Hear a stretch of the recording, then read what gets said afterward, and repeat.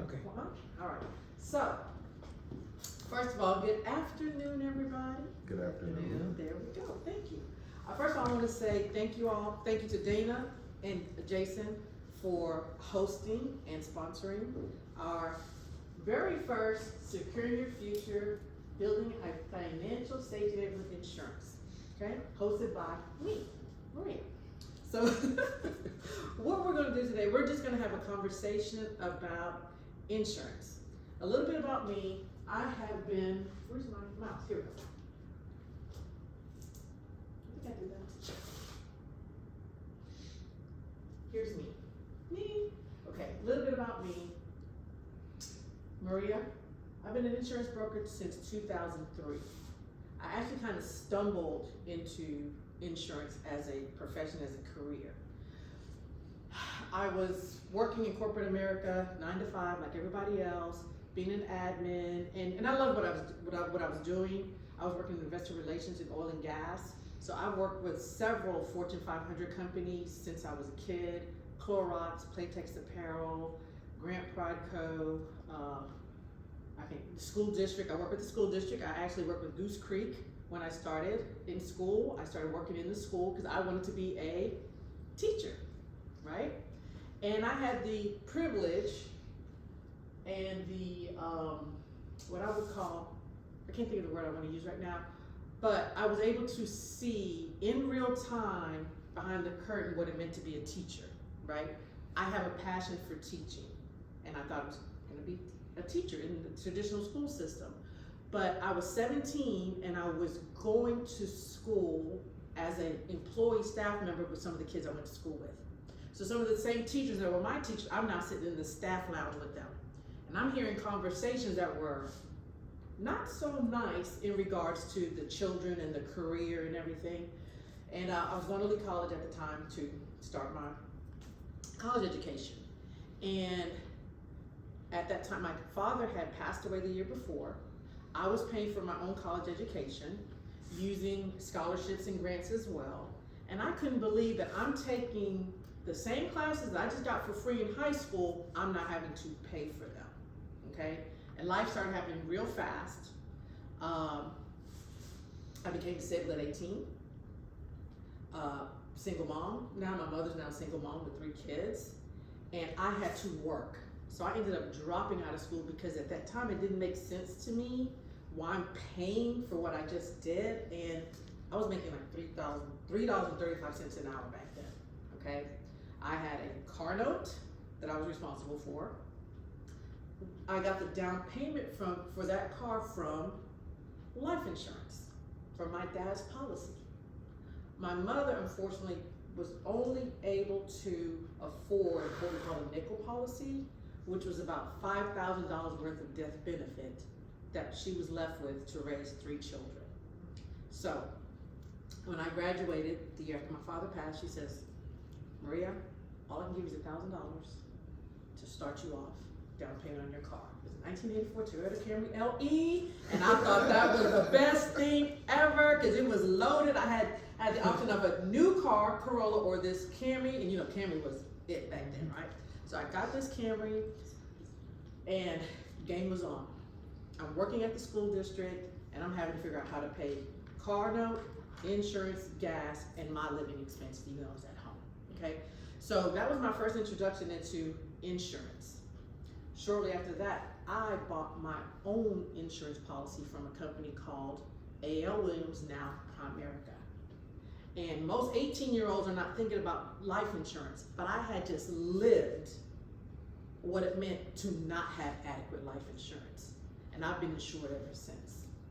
Funny story, true story, when I was about 23, newlywed, living in Louisiana, and got invited to apply with MetLife at the time, and there was a personality test you had to take. My then spouse and I went, and he said, I'll take the test with you too, because for some reason I wanted to do life insurance, I don't know why. And they turned me down and accepted him, because I wasn't good enough in sales, I guess. So I'm like, bummer. I went to go work for the bank in our own company.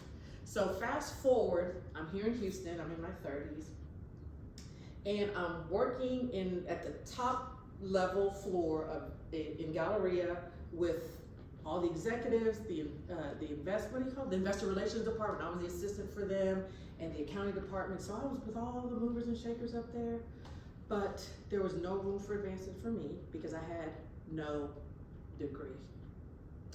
And you hate to say this, but there weren't too many people that looked like me. I was hired and told I was hired, affirmative action. What? Okay, fine, whatever. So I applied for a few positions after I was there for a while, got turned down, and I got frustrated, and I said, I've got to find another way. I need to find something else to do. And I went to a networking event in the Galleria, and there was a group of people, and one of the guys came up and asked me, hey, we're looking for people that speak Spanish or Spanish, minorities, that we want to build a team of minority insurance agents. I said, okay, fine, come talk to me. I did. I got hired on the spot. Took that same test, this time I passed, right? So anyway, that's how I got my start into insurance professionally with a company called Mass Mutual. You can look them up. I mean, been around forever and a day. And I learned so much by going through their training, okay? But some of the stuff that I'm gonna show you now, today, that I'm gonna share with you, they didn't even teach us that. Because there is a difference in insurance agents, brokers, and companies, okay? So what I wanna do today is educate you guys on the benefit and the power of insurance, okay? I wanna remove some of the myths that people have in our cultures about insurance, right? So if you bear with me, I've done some work here. I am at one of the school districts up on the north side doing a presentation to some of the staff, explaining to them the power of insurance, okay? I am licensed in a few states there. Also, so some of the things I can offer are life, health, disability, long-term care, insurance, and 401k rollovers, right? A lot of people have 401ks that they've left in a company. They don't know what to do with it. I can show them how to put that money back to work for them, okay? So, you guys agree we're gonna have a conversation? Absolutely. Okay. And if you have any questions, I put some paper there. So if you wanna jot down any notes, anything that comes to mind while we're talking, you can do that.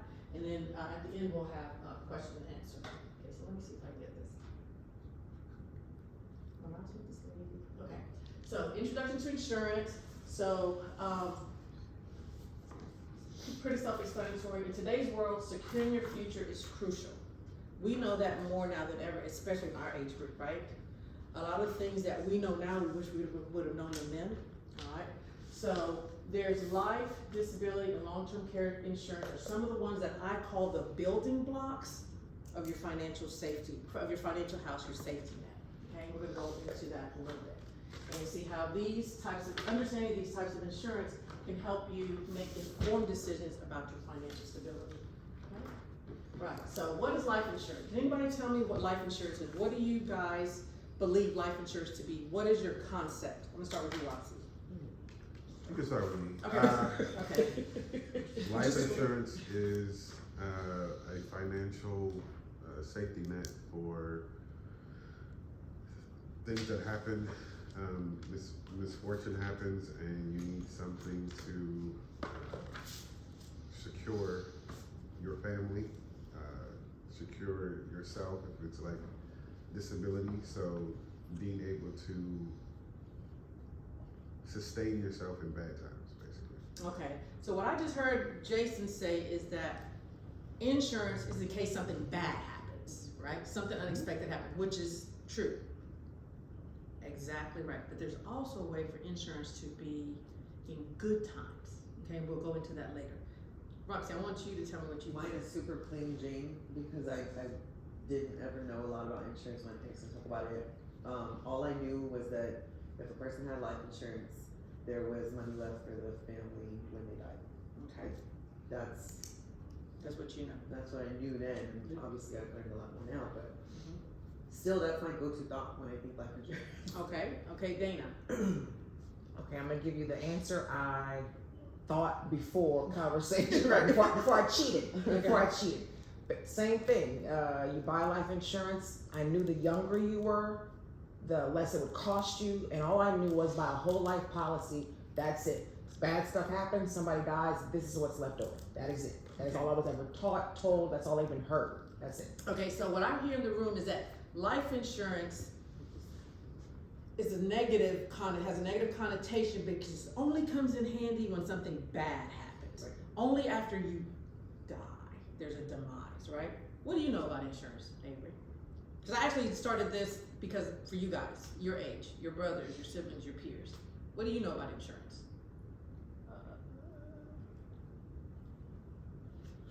It helps you with financial support. Okay. All right. Good. All right. Good. Thank you. So I'm going to play a video here. Yeah, okay. Okay, so Oh, that hold question, on. I'm taking Bear that. with me, guys. Just tell me if that comes up on the screen. You can hear it, but let's see.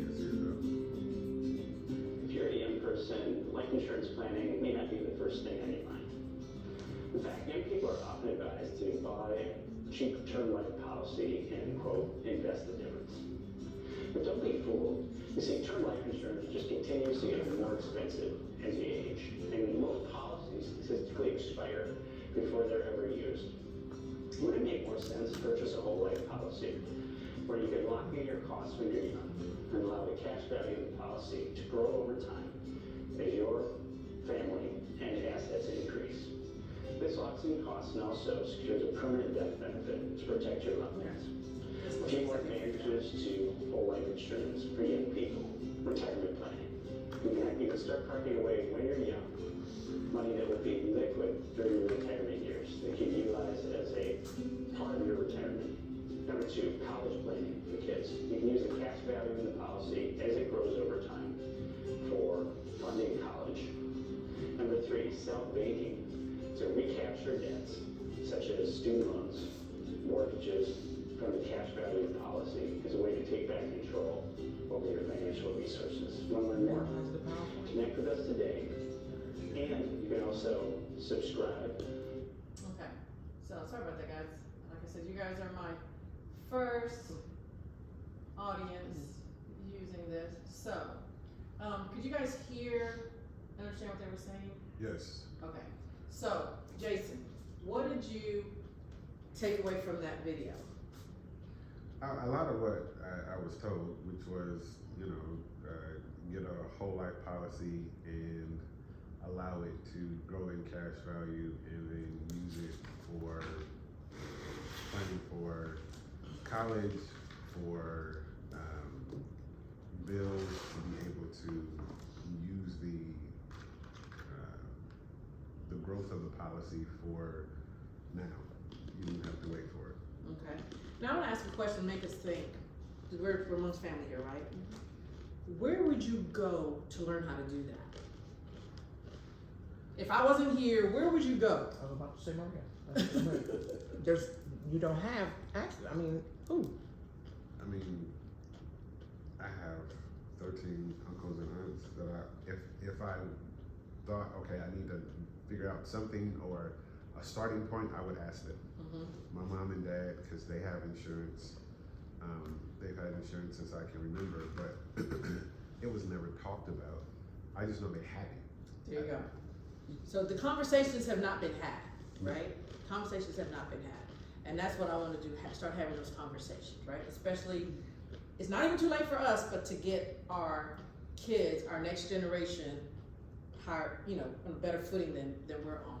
Okay, so life insurance, we've discovered that, we covered it. Jason answered this to cover expenses in the early demise, in the event of an early demise, but also while we're living, speaking to the cash value, okay? So.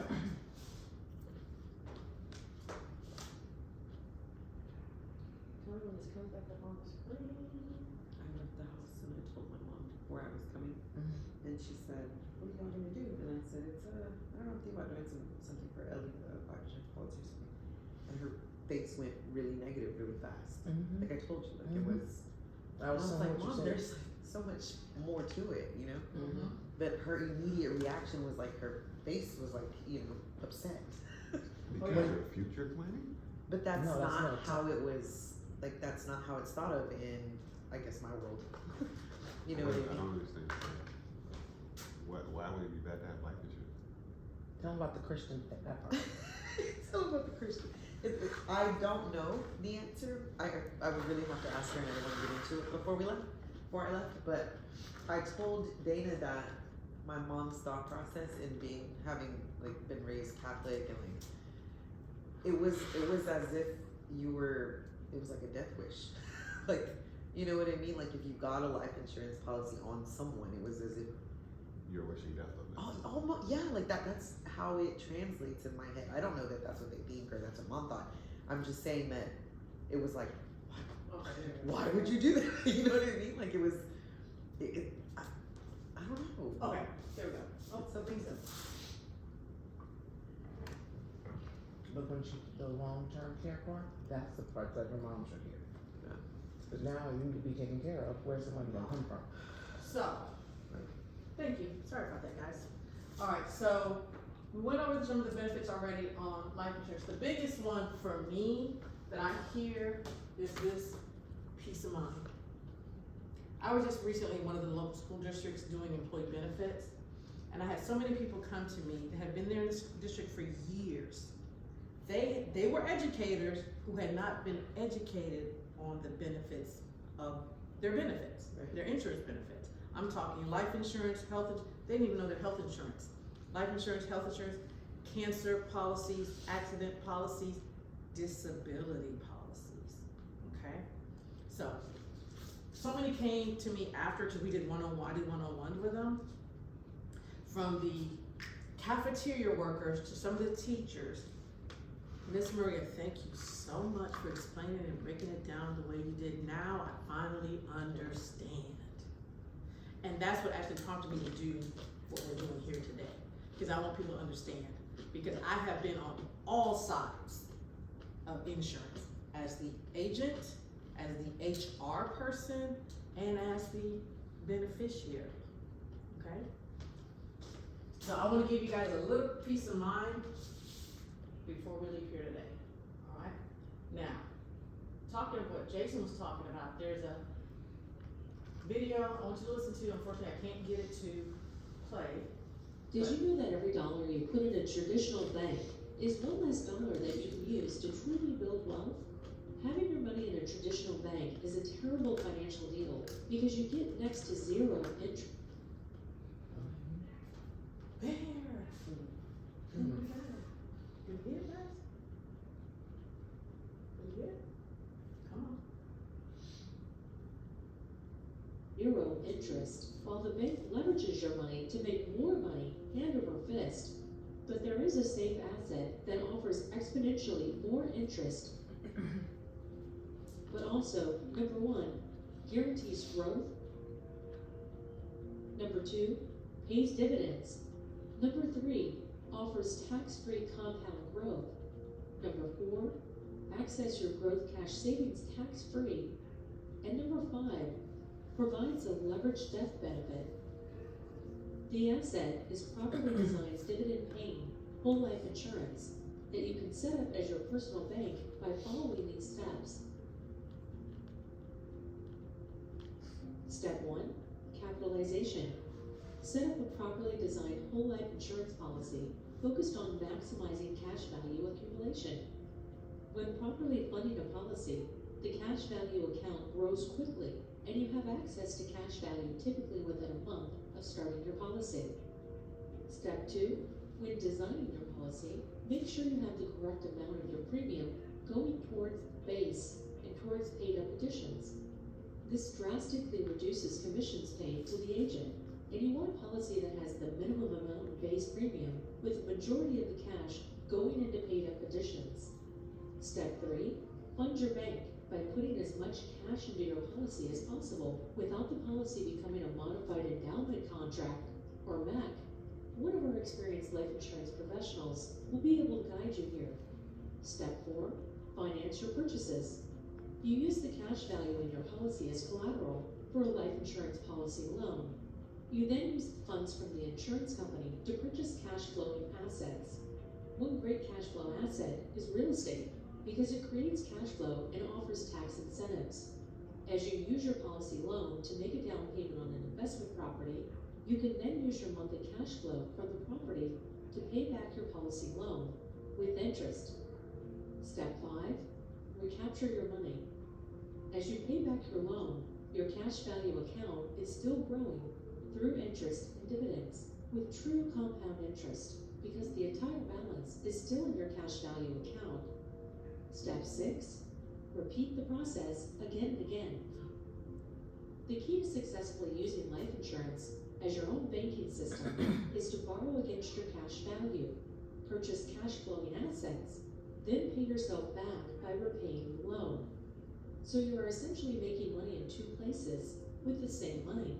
Your investment is making money, and you are getting a true compound interest return in your policy. What's next? Stop by our website at insuranceandstates.com for complimentary webinars and ebooks. Connect with one of our self-banking pro team members. Using your own numbers, learn how a customized self-banking strategy can put you in the driver's seat of your wealth building journey. Where are we on the screen? Okay. So let's go back. Stop casting. Hang on, guys. Alright. Are we back on? I think Okay, it's there's a disconnected. delay. There's a delay. Alright.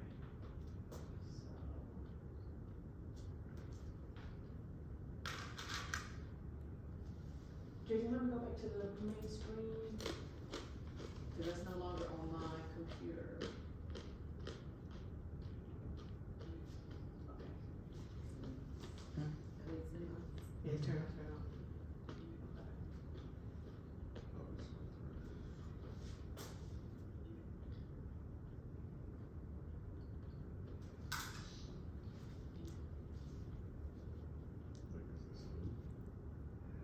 Okay, got it.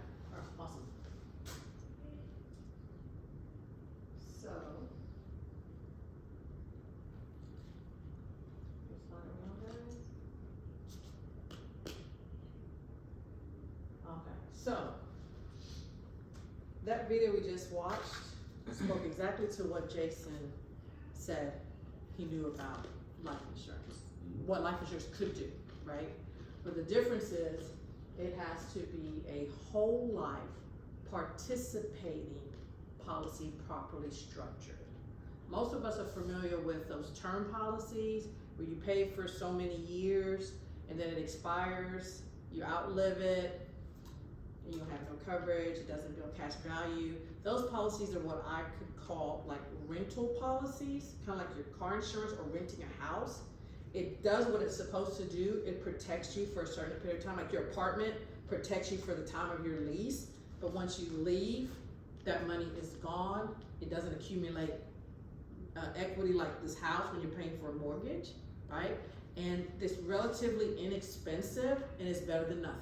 So I tell people if you can't do anything else, at least have a term policy because it does have its place. One of the things that people don't know is that a term life insurance policy can be used as collateral when you're getting a loan, a business loan, or whatever the case may be, a personal loan, right? Which I've used with some of my clients. I have an attorney client that needed to go out and get some cash infusion from a private investor. And they said, okay, well, what's the collateral? Oh, how am I gonna get my money back if something happens to you? So she called me, we set up a 10-year term policy because the term of the loan was 10 years, right? She bought a $500,000 policy, okay? And we made that individual the beneficiary, and as she paid down the loan, the amount that would have gone to that individual went down, okay? I do it all the time for SBA loans, okay? I have a relationship with the banks, they have an SBA loan client, they don't have any personal assets, that's why they're going to the bank in the first place, but we collateralize that loan using life insurance, we make the SBA and the bank, the beneficiary, and again, same thing, as the loan goes down, right? The value of the loan goes down, the amount that would go to them, and once they pay off the loan, then we can make the whole amount back to the family of that individual, which we do sometimes too. So term has its place as well, okay? But here we're gonna talk about we're talking about building it for our financial future, okay? Term also, like I was sharing with Dana and Jason, they're raising a family, right? Both of them work. both of them contribute to the household. It would be devastating if something happened, right, and they lost an income. Even if it's temporarily losing that income, it would be devastating, right?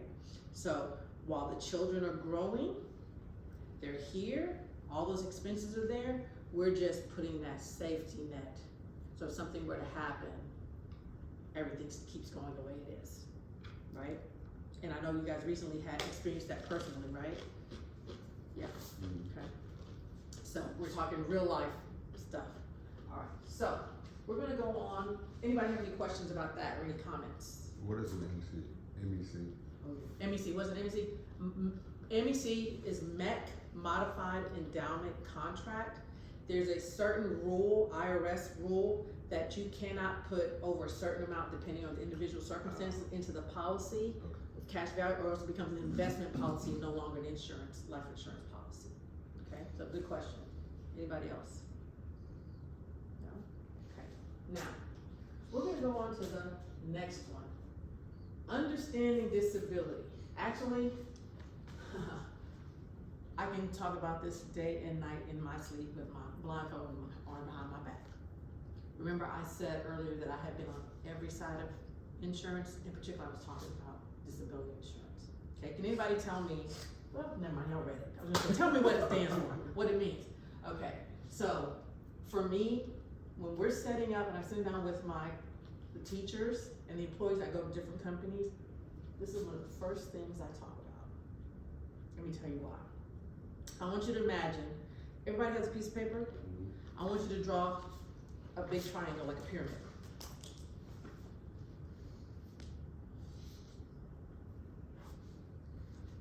That pyramid represents your financial house, okay?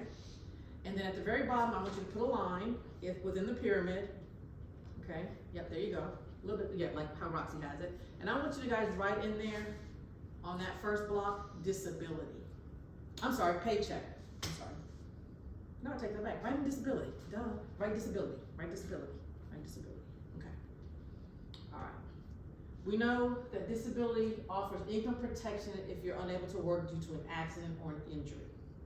Out on the left side of that, there you go. Is that the left side? On the left side, I want you to write health. Okay. A little bit above disability, write income. So disability income, that's kind of the same. Okay. Out to the right, I want you to write lifestyle. Out to the right, Roxy, out to the right. Over here. Right now, here, yeah, lifestyle. I should have had that. There you go. All right. So, we all go to work for what reason? Why do we work? Keep the lights on, pay the bills, your necessities. To fund our lifestyle. Okay. So going to work gives us a paycheck or an income, right? We have to have good health in order to earn an income that provides a lifestyle or pays for our lifestyle. What would happen, Roxy, if you were unable to earn an income? First thing. And usually I didn't say you didn't earn an income, but were unable to earn an income because you were hurt, injured, or sick.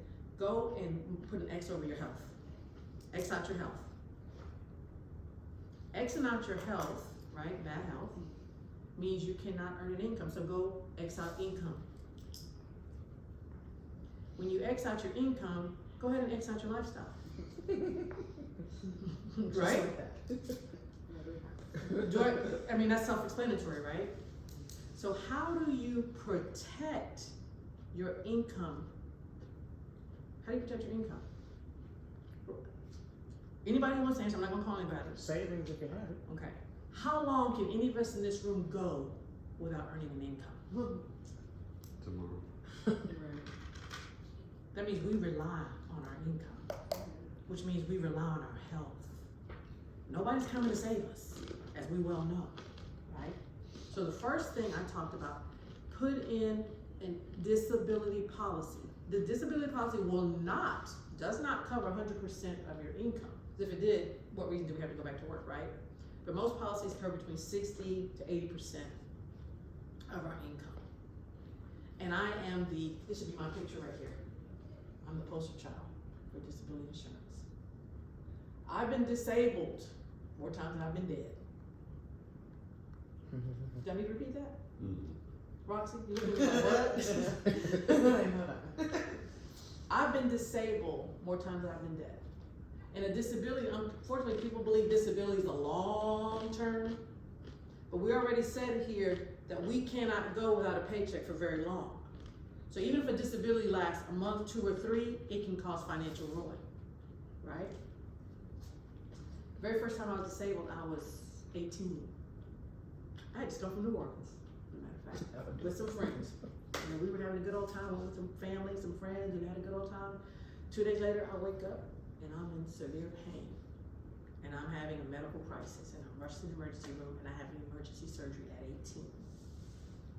Now, remember you guys, I told you guys that I started working at the school when I was 17. So I've been working already, paying my own bills. Thankfully, Maria had disability insurance. Now this time I'm in corporate America. I left the school district, I'm at Trammell Crow, down the Galleria. I'm living in Baytown. I'm driving all the way to Galleria every day from Baytown, before all the big highways, right?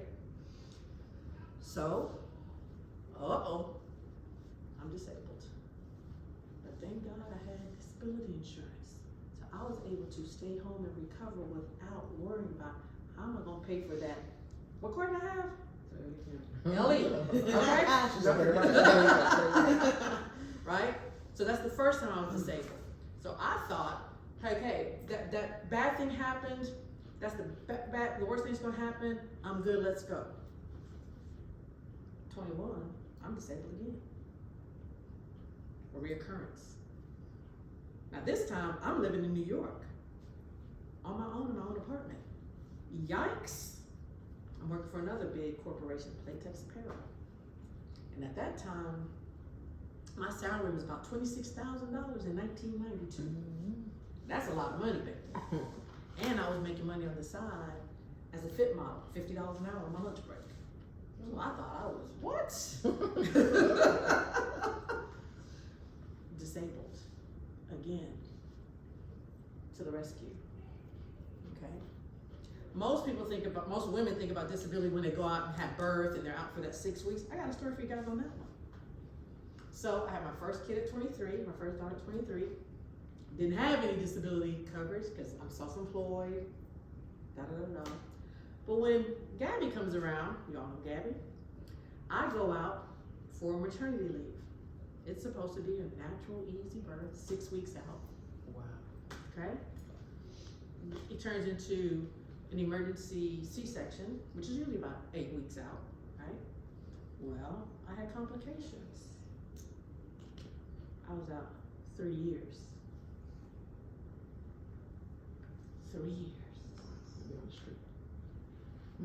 Okay? Thank God. To now have a house and a whole lot of other bills.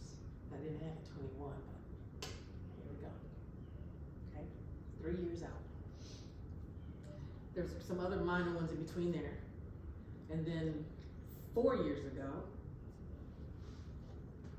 I'm doing what you guys saw me doing in that picture earlier, presenting, talking to people about their benefits. I'm going to Dallas, I'm doing my thing. A few days later,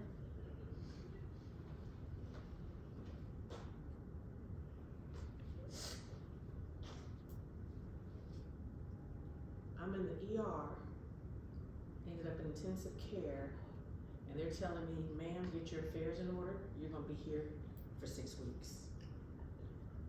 For what? A misdiagnosis. Ended up having a few organs removed, literally. Okay? Now by this time, I'm single again. So whose paycheck are we relying on?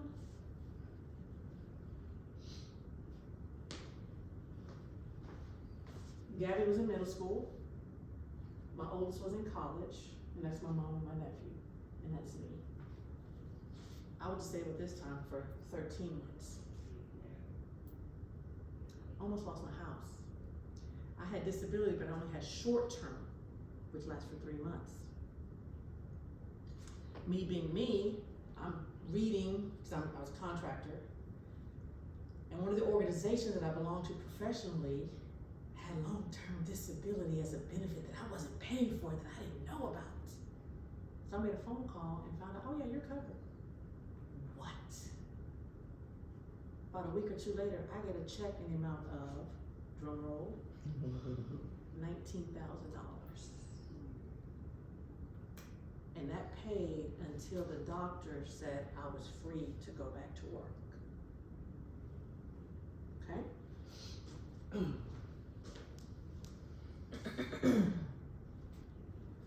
I was in the hospital so long, I was literally setting up play dates for Gabriela with my friend's kids. Coordinate that from the hospital. That's how long I was in the hospital. Okay? I'm talking real life stuff right here. For real? Huh? I said, best looking sick person. You're like my homegirl said, you better put on some lipstick, do something. So I'm in the hospital, well, whatever. I was living in the hospital that summer. As soon as I got released to go back to work, guess what shut the world down? COVID. And guess what my doctor told me? I could no longer work because I was immune compromised. I had just gone back out and started doing what you guys saw in the previous picture. And my doctor said, no ma'am, you have got to go back in. So I became disabled again, technically. And I reinstated my claim and they had to pay me. Because my doctor said she is not able to work.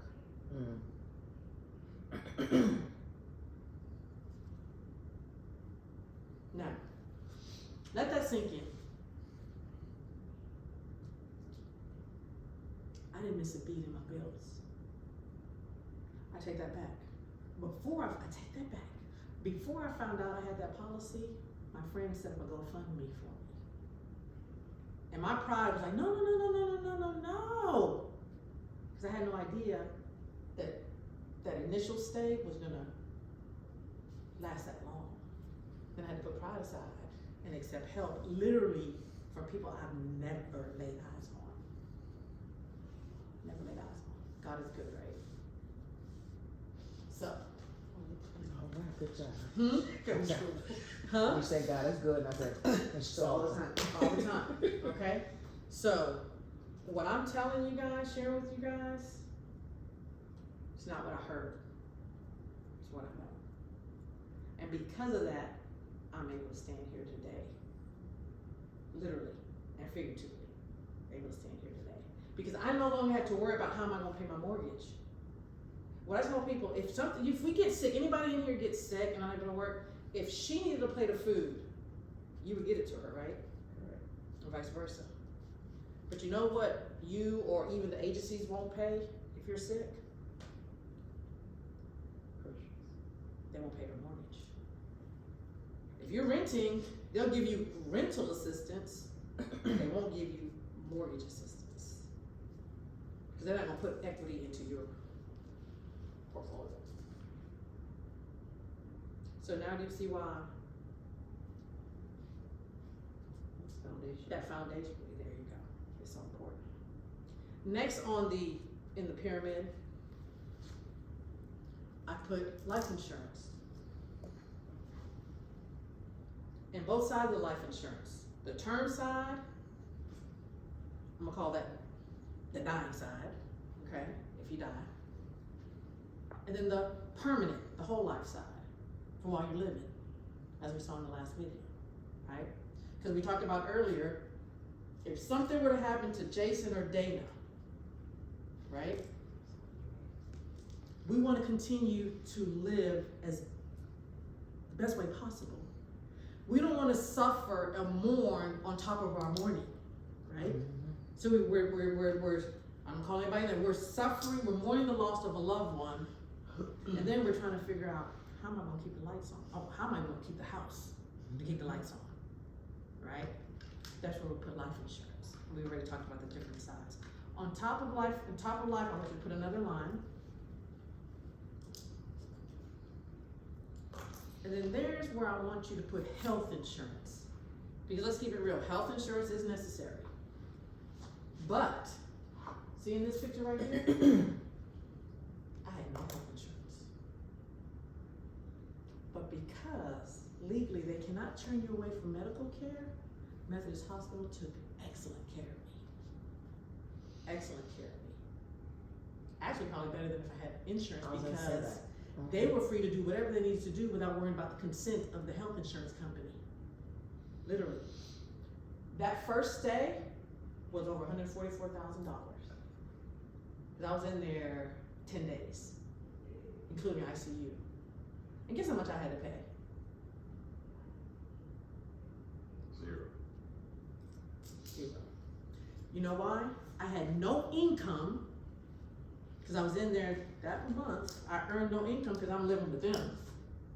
So they calculated based on my income that month, which was zero. Remember they told me I was gonna be in there 6 weeks? And I said, no, I'm not. I got things to do.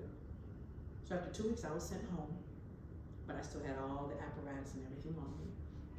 Intravenous antibiotics, PICC line to my heart, the whole 9 yards. After that 2 weeks was up, I'm like, okay, good.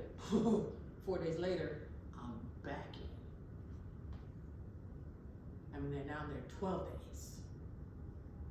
That all started in June. They couldn't operate until November because I was septic. And they told me if they dare open me up, That's all right. okay? That bill, oh my gosh, between the two of them, I don't know, like $500,000. And guess how much I had to pay? Zero. Zero. Right? Then on top of the health insurance, that's when we can add our investments, right? Because even if something happened, we can stop funding our investments, right? Or use a part of the disability insurance to continue to fund. But here's the beauty of, I don't have it up here, of those policies you have, especially that life insurance policy. There's a rider you put on it, remember this, waiver of premium. If you have a waiver of premium on your policies, be it your life insurance and your disability insurance, those two mainly. If you are disabled like I was and that doctor wrote that letter, guess what I have to continue to pay for my policies? Zero. Zero. Until the doctor says I can go back to work. So I've maintained the integrity of those policies using one little rider on there. That's how Maria is able to keep doing what she was doing, right? So all that time I was there, my policies were still being paid for.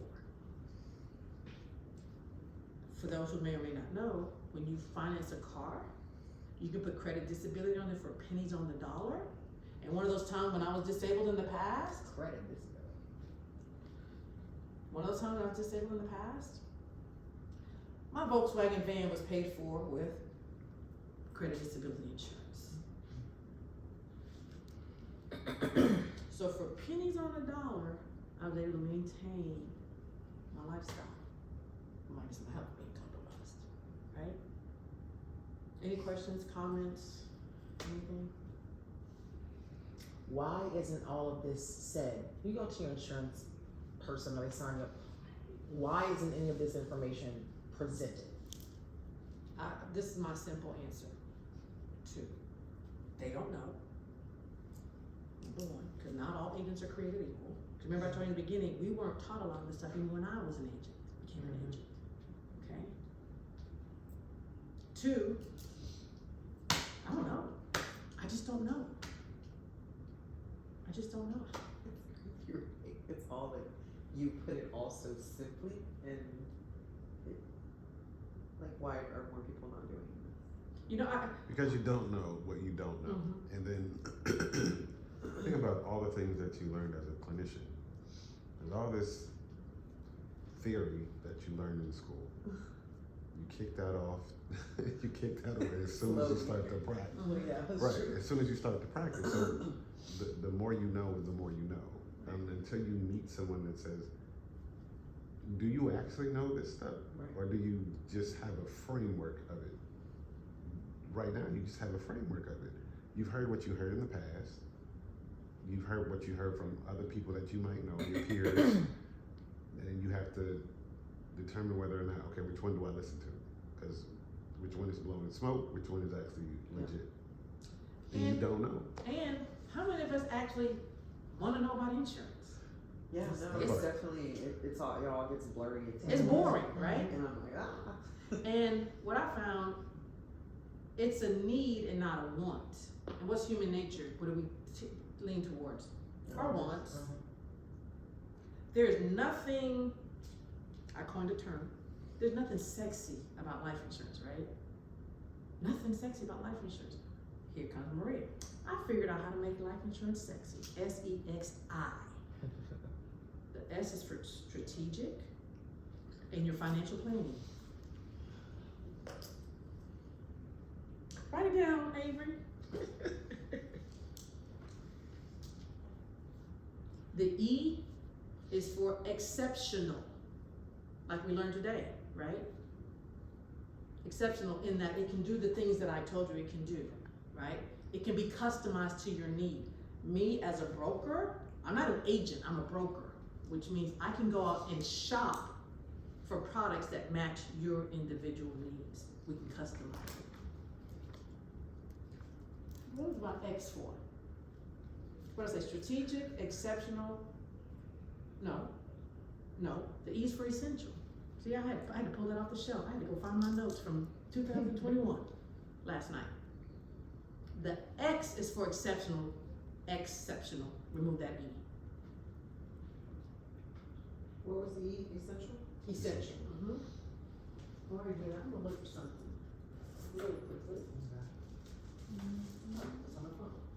It's on my phone. While you're looking that up, as for disability insurance, how often can you tap in? How often? Yeah, because you went in, you came out, went in, came out, went in, came out. For most insurance, car insurance, use your car insurance. It depends on your policy. Depends on your policy. Okay, so here I found my notes. Okay. Strategic, essential, exceptional, start with an X, and then it's also an investment in your family's financial future. Now you guys are the first ones that have ever heard me say that out loud like this. Okay? Just start put a little T behind it. Look, it's already on my note, okay? It is already on my note with the T and the, okay? That's why most people don't talk about it. It's nothing exciting, it's boring. If I gave you this book, okay, forget it's about insurance. If I ever gave this book and I said, Roxy, give me $1 for it. You said, okay, here's $1, because I just gave you something in exchange for your $1. Right. With insurance, I'm not giving you anything tangible. It's nothing you're gonna put your hands on. You're like, well, I just give her $1 for something I may never see her use, right? People usually want that actual exchange. So more times than not, I'm sitting with somebody, I'm gonna pick on the guys for a minute here, especially our culture, Hispanic culture. It's gonna be funny, Eric. Oh, you already know. Because I can relate, I'm going to relate. Okay, so I'm sitting down with a gentleman, and I said, okay guys, Senor Lopez, whatever.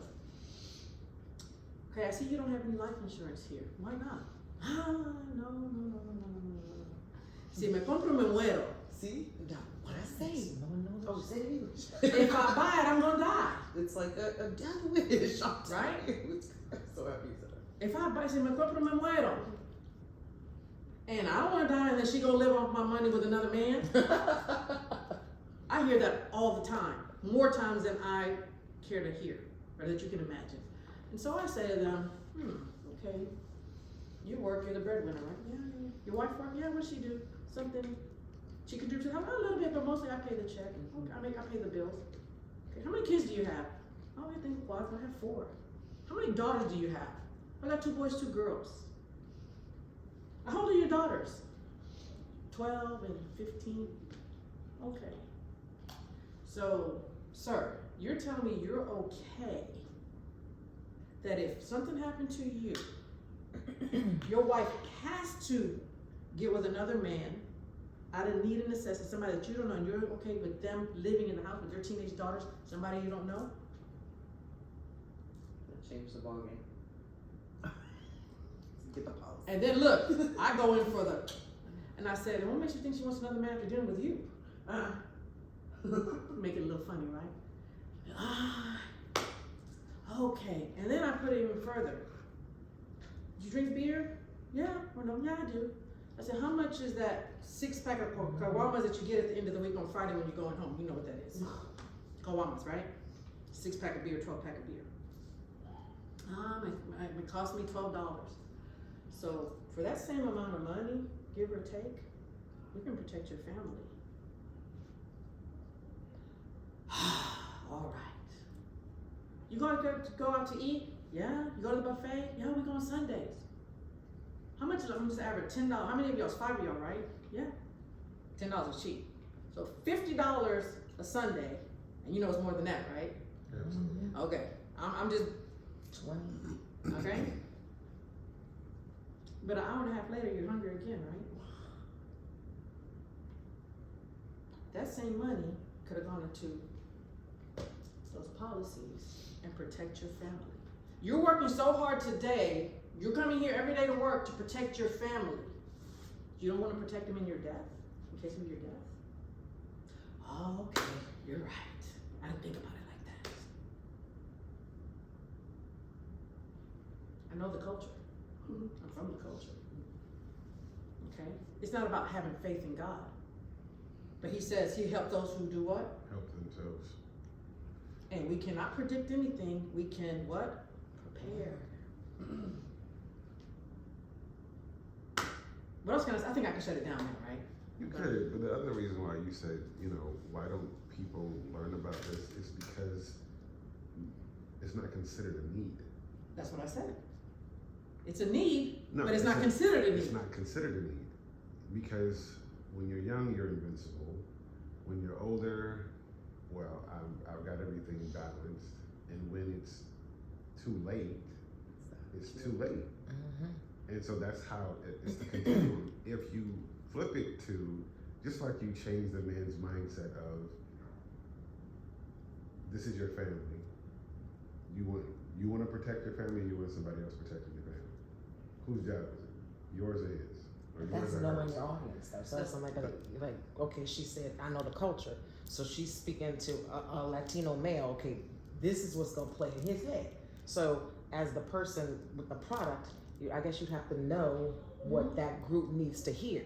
The thing, I'm not Hispanic, so yeah, I get the story, but what stuck for me was put your mask on first. When you're on a plane, and what do they say? Okay, you can't help anybody else if you're somehow not okay. So if I'm disabled, I cannot help you. So put my mask on is to pay for XYZ so that you're okay when I'm not, whether I'm here or not. And to Jason's point, when we're young, we think we're invincible. Yeah. When I get a hold of a young one, if they're reasonable and they're serious about their future, I guarantee you they've gotten a policy. Right. It depends on the dollar. I think Yes. but you'd have to do it. This has to become commonplace for preteens. That's right. This is something that has to be talked about then, because now it's not, oh, I don't need it because I'm invincible. I need it because I want it for stability. I want it for investment. I want it for anything that comes up, regardless of anything that I know I'm covered, period. Whether it's health, whether it's life, buying a house later, if I want to buy a house, traveling, whatever you want to do with your money, it's your money that you've been putting away with. We all know banks are going to fail. That's just, you can watch the news, they're going to fail. If putting money into your own account and being your own banker doesn't speak to people, then it's all about money for me. It's always been that since I was a kid. And so that's why when I ask my students, hey, what motivates you? And they don't say anything about money, I'm like, I can't talk to you. I can't talk to you. I don't know. And I can't talk to you. the young, and I have a chart, depending on the product I'm using, depending on the school I'm at, because I work with different people. But I'll show them Okay, guys, if you get this right, how old are you? How old are you, Avery? 13. If you're 13, it's gonna cost you X. Now let's go down to my age. I use myself all the time. Let's go down to my age. That's X times 10. And I can help you lock it in now, at your age now. Not my age, because by the time someone gets at my age, woo, it's not even feasible. This difference is a huge difference between me and Roxy. It's crazy talk. Okay. The tangible thing was Aubrey, when I was telling my daughter what I was coming here for, and I wanted her to come with me. We were talking about it yesterday, and today she said, "You're gonna like bring back some papers for me over here." So I would have liked to have gone. I said, "Well, yeah, let me go and educate myself, and then I'll talk to you about it, or you can talk to Maria at a different time." And she said, "Okay." And she said, "That's crazy, right? Like you sign something that says like you're covered, and then it just like." And then what? Like you contact Maria when you need. She couldn't like wrap her mind around That's the why I'm fact here. that it wasn't like tangible. You know what I mean? Like But who the same thing says is that car policy's insurance. still gonna be in? But she's even. That's not even something she's. You know, like there's And you there's actually- there's like nothing. there's a store. There's a farm bureau. that Actually, she's- there's You know, like there's a storefront. There- You know, like I don't know. It's just. she would actually receive a policy, Mm. Yeah, so either electronically or hard I'm like, copy. we know that, but it was hearing her say it. I was like, well, you don't just go give your money to whoever. And That's she's like, where, correct. you like It doesn't pay come to me. online, It or doesn't. you know, No, she just- pays online. She Yeah, pays but it has directly. to make sense That's to what I'm that. saying. Like she That needed a 18-year-old, connection 19-year-old brain doesn't make insurance sense. is like it's like I said, it's so blurry, and it's in her brain like for older people, you know, or Well, that's the or my conversation brain for- Dana and I had, and that's why I'm here today. Yeah. That conversation. Right. My daughter, I bought my daughter's first policy. This is another thing I know in the culture, all of our cultures. I'm not taking life insurance out of my kid. Yes. We're not, see, let's change the thinking around that. Yeah. We're gonna get it on children Value. for their future, Right. okay? We're locking in their rate, like I just said, while it's still so inexpensive, and protecting their insurability. Because unfortunately, because of our diets in this country, more and more children are now uninsurable due to diabetes. And if a child gets diabetes, if you get diabetes at under like age 40, especially in childhood, you are now uninsurable for life insurance.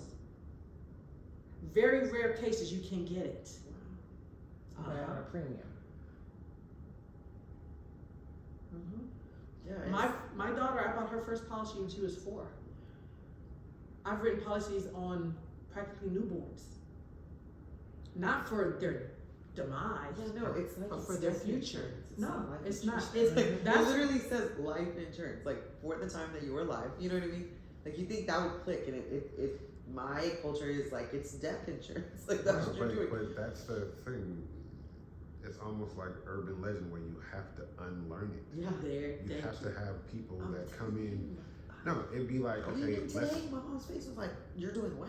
So it would be like, all right, mom, come to this event or host an event saying, hey, guys, let's rethink this whole life insurance thing because we're not If you funding. say it as the header, do you want your wife with someone else? I mean, hello, it's just We're to funding make your people life. listen. Yeah, We're- that's what we're I'm funding- saying. Like it's right, but understanding that. insuring. But you know, what was the saying about the culture saying that if you get life insurance, what Si is it? me compro, me muero. Yeah, no, If I buy it, I die.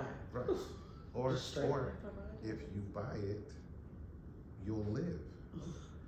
People say life is short. It's not. Especially if you're not insured. Especially if you don't have funds for Sick. whatever. Ugh. Especially if you're sick. Life becomes really, really long. I work with patients Right. who have been sick for decades. Mm-hmm. And unless they have one of these parachutes or balloons or safety nets, it's even worse. Think about it. She said she was disabled for a year and a half, 2 years at a time. The level of anxiety that you have for not being in work for 3 months in the summer, because it becomes real scarce in the summer. Multiply that by 5. and it's not okay. I can work now. No, it's perpetual for a year and a half. To say, you know what? Hey, doctor says got me. this. Right. Right. Got me. Doctor says this. Okay, checks start coming in. And So then- you're funding That's your it. life. You're There, not funding your thank you. The invitation that we created, share with Dana, it said life insurance is for the living. I did that on purpose, okay? This book, Live Your Life Insurance. Live Your Life Insurance. There's a big, okay, Dana, see that book that Dana has on her lap? R. Nelson Nash, he is the creator of the strategy that we talked about, that be your own bank. That's that man right there. Now, even for me, I couldn't get through reading this thing. It was just hard read for me. But these authors broke it down, this concept, in easy to understand language like I'm talking here today, okay?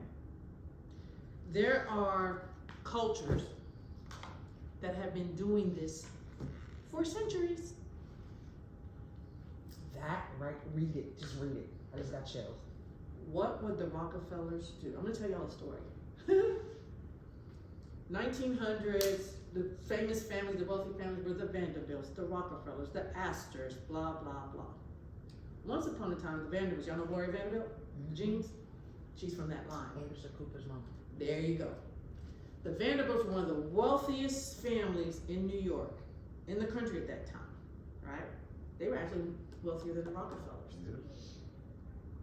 What did the Rockefellers do that the Vanderbilts didn't? It's in this book. Everybody knows the Rockefellers, right? Rockefeller Center in New York. How much do we know about the Vanderbilts besides Gloria Vanderbilt? They were horrible people. Well, that's a whole nother story. But insurance, whole life participating, dividend. They kept paying themselves back and paying back into the. And when a child was born into that family, they took a policy. Real life story. When I got into it, I told you there was a Latino team of us, right, guys and girls? We had one agent, he was a wild card, he was hilarious. He's from Argentina. His family had a lot of money. He was the black sheep. He's like, I don't want to live by their rules. And he became an agent. He took out a policy for his mom at the time, paying $300 a month. We thought he was crazy. $300, how can you pay $300 a month for life insurance on your mom? Man, that's a lot of money.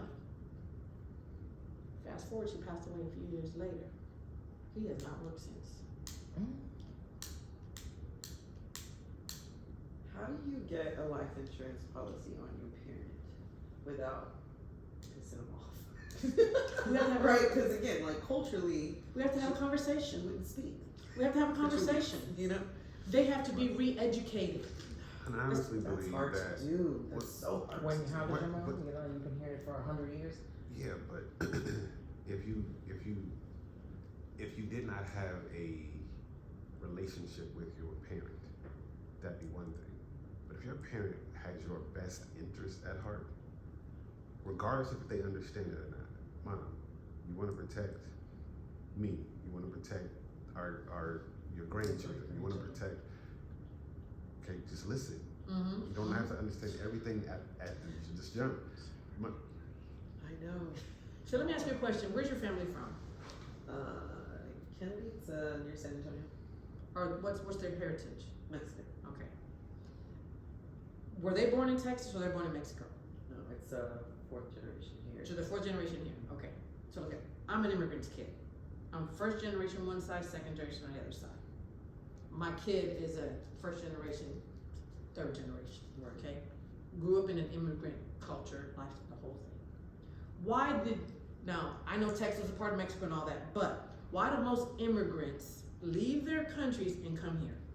For a better life. Okay, for a better life. And what most people don't realize is that better life sometimes doesn't happen. Let's keep it real, right?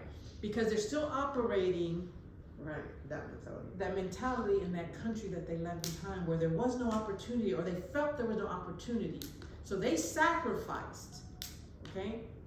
They sacrificed their other family they left behind, their culture, their food, their music, what they're familiar with, to come to another country, and more times than not struggle. Right. It usually takes a couple generations before it takes off.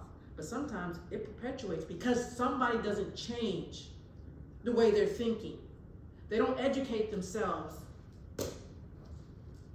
What does it say? Read that for me. Millionaires in the middle class. No, what does it say at the top? The 10 distinctions between millionaires and the middle class. Everything you want to know can be found in these books. But unfortunately, most people stop reading when they get out of school. Reading is a chore. Education is a chore. Education is something you have to do and bear through, and oh my God, I can't wait till I graduate from high school so I can be done studying. So what happens? That poverty cycle continues. Anyway, let me bring myself back in. This book. If I told you how much I paid for this book, you'd be like, girl, you're crazy. Does anyone take a guess how much I paid for this book? $20. Hmm? $3. 50. What did you say, Jason? He said $3. No, I said 20. $20. 50. 120. Oh. I paid $70 for this book. Oh. She did say that. Ding, ding, ding. And then I thought, ooh. But the secret, which is not so secret, to protecting your wealth is in a book. And unfortunately, some people know that if they want to keep something a secret, put it in a book.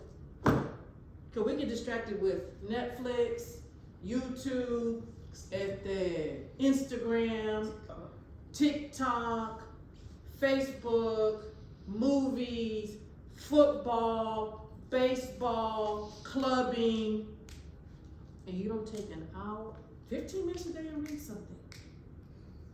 Or even listen to something other than Cardi B, other than whoever. YouTube University. How much do we commute every day? How much time do you spend in the car? Put on an audiobook. All the time, all day, hours a I day. don't even listen to music in the car. There you go. You see? You see? We, now that we know better, have to Do better. do better. So that whole reason my mother, her sisters, her brothers came to this country, because at that time there was no opportunity, and they came over here and they were all dispersed. And they suffered for it, literally suffered for it. Because that community that we all thrive off, that village that we all need to survive, grow, and feel comfortable and all that, gone. Gone. And right now today, I'm experiencing living. I had to call in Jason and Dana to help me with an aunt who lived by herself in New York, by herself, away from her whole family, because that's where her opportunity was. But that meant no family besides her one son.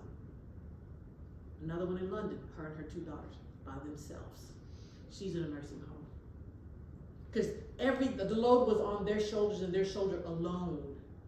They didn't have that comfort or that, no, working day and night, day and night, day and night, day and night, no rest. Okay? So you have to go back and say, Mom, Dad, why did Abuelita, why do they come here? They work hard, but we've got to stop working hard and start working smart.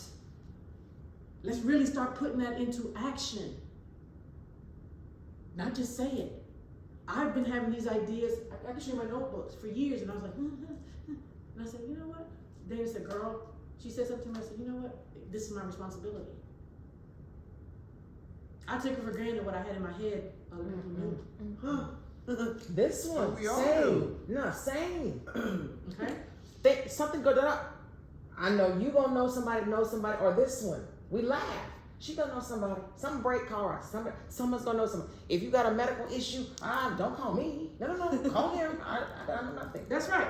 My aunt, she was on her way here for Gabby's graduation. 3 days before she got on the plane, I'm getting a call on FaceTime. She's in an ambulance in New York. She saw me as a wreck. Then I had to call on Jason. She told me, call Jason. I didn't know how to help her. And he told me what to ask the doctors. And I was like, okay, we got this. But I had to call on my village, my new village. Okay? Takes 2 hands to clap, right? 1 hand ain't clapping. There's no sound. We need sound to make stuff happen, right? So we gotta stop relying on ourselves. I spend more money on books than my nails ain't done. My hair not done. I spend more money on books. Cause it's not just about me anymore at this point. It's about my daughters, my nieces and nephews, the ones who listen, Avery, Dorian, that'll listen, Jason and Dana, you, whoever else will listen. So to go back to Roxy's question, how do you broach that subject with your parents? Especially when they're ill themselves, you know, or. Well, that was one of my other questions. You know, how do you insure someone who's already ill? There are policies, but they'll have like a minimum. It depends on the illness. It depends on how severe. There's a limited amount that you can insure them for, because like I said, I'm a broker, so there's all different kinds out there. I would assume you need their permission, right? Yeah, you have to have they're adults, you have to have their permission. You killing me off? Okay. That's gonna be, you know. And you have to say, Mom, Dad, look. Dad's a little different. Say yeah. You Dad sacrificed. spends as much time telling me what you're doing right now with insurance on real estate.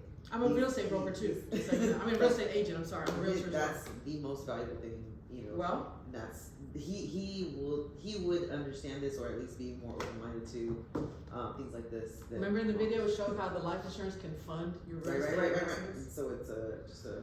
But even still, not even having parents that are sick, but just having parents that are elderly. This is something that my family has had that conversation a long time. You know, the other people do it. We should do it. You should capitalize, not mourn a death. You should capitalize on a death. That's not morbid. That is that person taking care of their loved ones. A lot of my family members are bankers, so they're like, you guys don't understand how many people get windfalls that fund them for generations. Because they set this up. It's not Christy's one person having. Parents died. He doesn't work. Who's that? Christy, a guy we know that Christy works with. He used to work 8 to 5 just like she does. Like, what happened to B? What happened to him? He was like, oh, his mom died. I'm thinking she's meaning he's grieving, so he's not going to work. No. Mama died. He doesn't have to go to work. Period. So he travels. He does this and 40. The man died when I was 42. I did not think about this until last week. She never worked from the time I was born until 42 years. You ain't never got a job. Coverage. Various types of coverages funded, traveling to all over the globe. And I'm like, but she never said to me specifically what those were. I was in the room. What? I said she literally touched every continent. Yes, like literally. But with no job. She didn't have to save up to go to Cuba. She didn't have to save up to go to the island. Save up to go to San Antonio. Yeah, you see what I mean? And let's have a real talk. Aren't you tired of that? Yeah. Exhausted. No, seriously, aren't you tired of that? Okay, so what are you gonna do about it? We're gonna get some policy. Okay. And it doesn't have to be like as expensive as it has to be for me. Like, cause she's talking about as a baby. Well, we did it for all the kids. When they're infants, so I don't even pay for all 4 kids' whole life policies 1/4 of what I pay for just myself. So it's like the earlier, it's like man. It starts, Roxy, just like you're a therapist like them, right? Yes, ma'am. Okay. You had to make an investment in your education because you wanted something different. You wanted to have a different life, right? I don't know your story. But you went to school for a reason, right? You had to read books. You had to do homework, you had to do tests, you had to do theory, whatever it is, right? Same thing applies here. Even as an insurance broker, 'cause I'm a real estate agent on that side, as a broker, okay, I had to intentionally sit down over the last 2 years because I ran into my very first manager when I got into insurance at an event about 1.5 years ago. Other folks, and he was trying to get to my friend who was the president of a credit union. She was like me. And he says he knew that I knew her. He said, oh, can you introduce me? I'm like, oh, okay, sure. I said, but let me ask you a question. I just heard about this concept about, be your own bank with the life insurance. I said, do you know about this? He said, oh yeah, absolutely. I said, what? No stress. I said, what? He said, oh yeah. When I met you over here, we were doing that. I gave that up to come help my brother in his brokerage. But we don't call ourselves agents, but we just reserve it for our high net worth clients. Wow. So if you broke, you don't get the information. right. Bingo. Stay broke. That was insulting to me. It was eye-opening to me, okay? And I was like, wow, but I worked for you. I was one of your agents. I was one of y'all, I thought. And they wanted our market. That's why they hired that wanted team. the brown people, but didn't want to educate the brown people. We had a whole team of us that was in that they recruited into that agency. So she have to edit that part out. Once I get out of my face. But I'm just, this is us, we're talking amongst family. That video doesn't have to go anywhere, okay? But I'm saying, where's that? The information is here. This tell you how to make it, this show you how to protect it. I just helped my aunt set up a trust. She wasn't poor enough to get assistance, but she wasn't rich enough to pay for her aid. They know the story. She had worked hard, saved up all this money as a single mother, as a nursing assistant, not even a nurse. Because when she came to this country, her nursing didn't count in this country, so she had to go work as a nursing assistant. So we had to figure out, oh shoot, how are we gonna get her care? Because she needs care. She had a stroke. She can't use this side. They've seen her on video. Holy, she has no daughter, not her daughter. How are we gonna do it? Talk about stress. I'm doing this from here, she's in New York. So thankfully, I go to my village, one of my cousins up there, hey, who do you know that can help her get Medicaid? But she's got assets. We don't want them to take her assets, because if her assets were taken, we knew she would just die. I'm talking real talk here, forget the video right now. That would kill her. Because she prided herself from the time she's been in this country, she's never been on any assistance from the government. And in the 70s, she put her only child through private school in New York on a nursing aide's salary. So my cousin on the other side of the family says, I know somebody, call. And by the grace of God, we just got her Medicaid approved. So now she has an attendant. We've got her assets put into a Medicaid pool trust, which doesn't exist in Texas. Does not, see? I already know. So we were able to take a portion. They only let her keep a certain amount. Anything over the $1,700, it has to go into this account, and she has to spend that down every month. I had that conversation with her at 7:30 this morning because she called me again for the umpteenth time for me to explain that to her. So the haves and the have-nots. And quite frankly, I think the in-betweens are starting to go away. We all know that, right?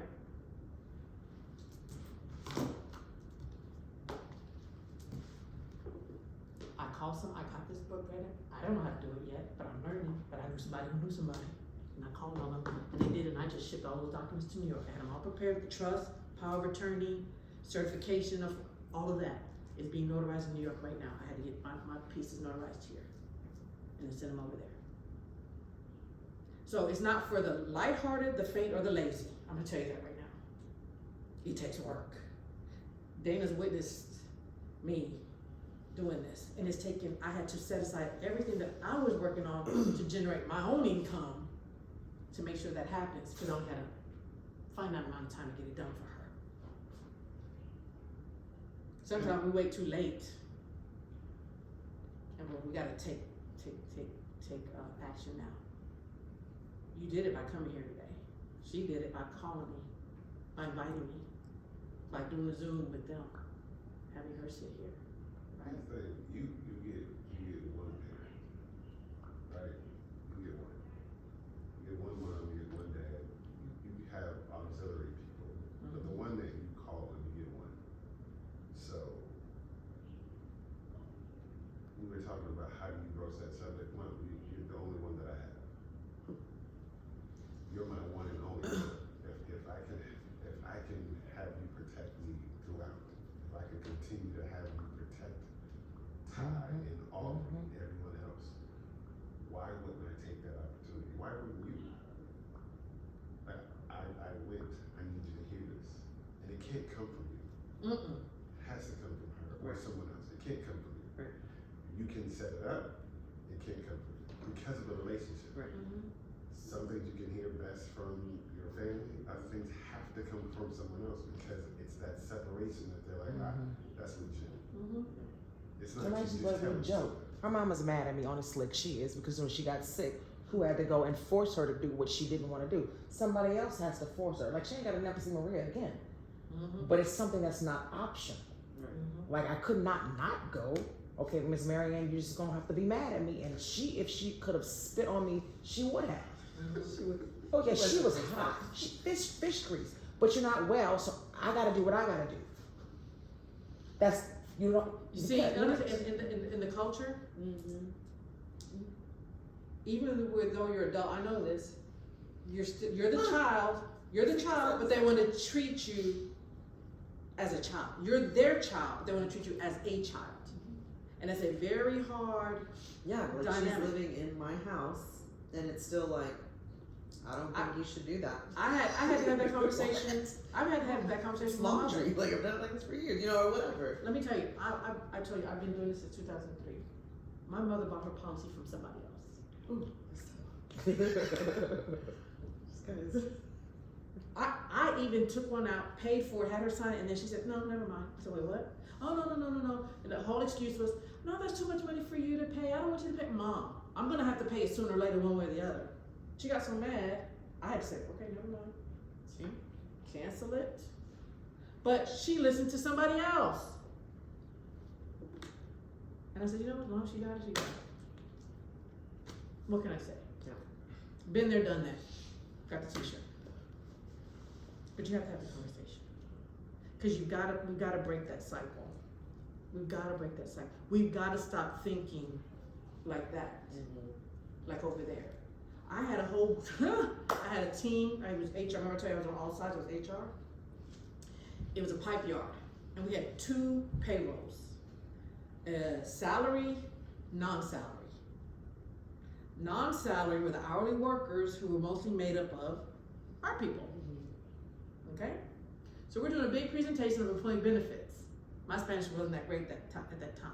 So I called my friend, an attorney, and there was a ringleader. There were about 30 guys in the room, and we're talking about disability insurance and all this insurance. And the ringleader, they just want to take more money from your check, and you know the drill. You know the drill.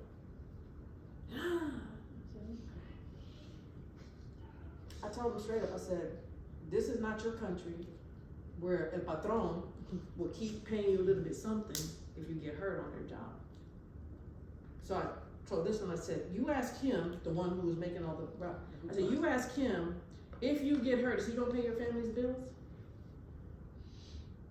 What? I said, ask him. You guys are out there playing soccer on the weekend, and you get hurt, because if you get hurt at work, we got workers' comp for you. If you get hurt off the job, you can't come to work. Is he, and I said, are you gonna pay his bills? They had the largest sign for disability ever in that company that year. It was on record with the company I was with. I ended up going to work for that company about 2 years later. That disability company. That's the one I've done all the schools with. I understand the culture. But when you break it down real life, I said, you wanna pass a plate? You wanna make some tamales? You wanna make some rib plates?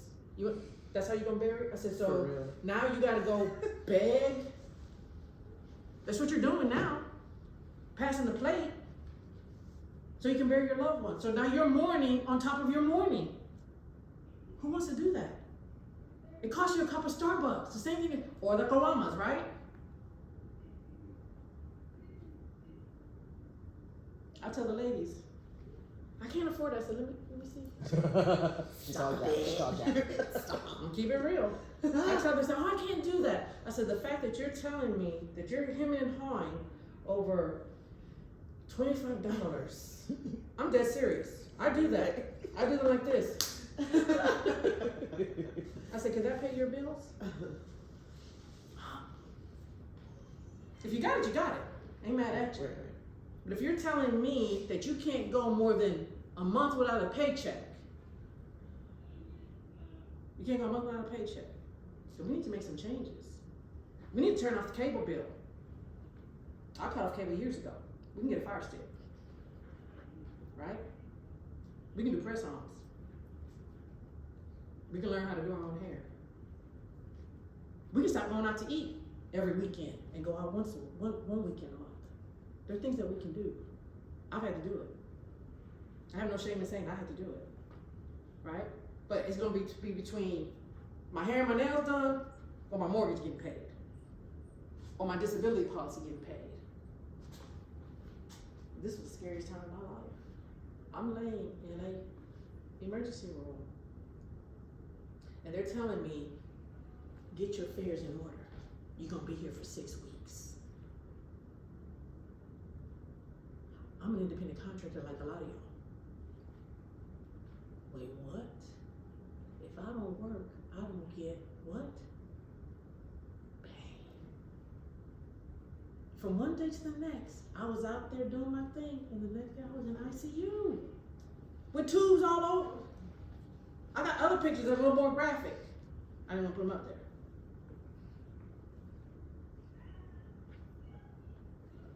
People don't want to talk about it when it's too late. One of my very first, when I started, there was a young lady, her name was Chrissy, beautiful young girl. She was the apartment leasing agent when I lived in the Galleria. And Chrissy, she agreed to come listen to me about life insurance. It was a Friday night. She said, I'll come over when I get off work about 5 o'clock and we'll talk. I said, okay, I'm doing my triangle, right? Doing the triangle. I'm I gotta go, I got dinner at 7. I said, Christy, we're almost finished. Let's do that. No, I'll call you on Monday. Okay. I didn't hear from Christy Monday, Tuesday, Wednesday, a couple weeks later. Call her, I said, where's Christy calls me from her hospital bed. That same night, her car went under an 18-wheeler trailer. Her legs were crushed. Where can I? No, baby, I'm sorry, you can't get insurance now. That's like you trying to buy the car insurance after you had an accident. It's not gonna happen. I said, Christina, when you get better, in a year or two, depending on then we can revisit it. And thankfully she recovered, and thankfully she got covered. But there was no priority, no importance on it. Until it was too late. But I can't help you. Let me help you now. While it's still possible. While it's still affordable. While you still qualify. Some people don't qualify. And they're as young as Avery. Remember the example I gave you about illnesses, childhood diseases, count you out. Yeah, important your diet and everything. Yeah. I had a young lady in Beaumont. I was working with one of the credit unions doing this. And we had just installed the products into them, the disability, the accident, the cancer, all that stuff. It was a new account. So normally when you're doing group benefits, as an incentive for people to enroll or for the companies, they'll say, hey, since it's the first time we're offering it, we'll let everybody come in regardless of their medical conditions. Called guaranteed issue, right? The young lady came and she she had tears. She had not been able to get life insurance or disability insurance prior to that. She was only like 34 years old. I said, whatever you do, honey, don't you ever let this go. Height and weight can knock you out. I say if you're height and weight challenged, that's what I She call said it. highway challenged. I mean, hey, how do you say it, right? Try to be creative. Just don't. You know, height, weight plays a role. People think, oh, because I applied for life insurance, they're gonna give it to me. No. That application you filled out, you just made an offer to the insurance company. They're gonna make you an offer back. That offer is either, yeah, we'll give it to you as you applied. Yeah, we'll give it to you, but you're gonna pay more. Yeah, we're gonna give it to you with these conditions. Or no, we're not gonna give it to you at all. And then when you get the no, I found out from Maria, that makes it worse because the next company's gonna be like, have you ever been turned down? It's on the application. Has anyone else ever Is told there you like no? a screening? Yeah. Mm-hmm. Now, you can get, as you see on TV, those things that say, everybody qualified, no medical exam. But let me tell you a story about that. This High school friend of mine, male, had a family call me. Maria, I want to get my family set up. Okay, great. Him, his wife, couple kids. He was a good guy. Was. Oh my god. Kids were easy to write. Wife, easy. Back then, I didn't do electronic paper. I'm going back and forth to the medical center where she was getting signatures done. Anyway, him, let's get back to him. I put all my people through complete underwriting, full underwriting, okay? Went and got his blood work done. Free, we pay for that. It comes back and they say, Marie, he's diabetic, it's not on the list. I'm like, he didn't tell me he was diabetic. Call him up. Ms. Simpson, I'm not diabetic. Yeah, you are. Call his wife. He just had a physical exam. He's a truck driver over the road. I said, yeah, it's showing something. I said, let's do it. Let me apply with another company. Same thing. He's diabetic. He said, no, I'm not. I called his wife, because I knew her. I said, get him to the doctor now. He was one step away from getting insulin. So they put on medication. So I told him, once that's under control for several months, it shows that your A1C level is back down, let's revisit this. He was the kind of guy that took care of everybody else before he took care of himself.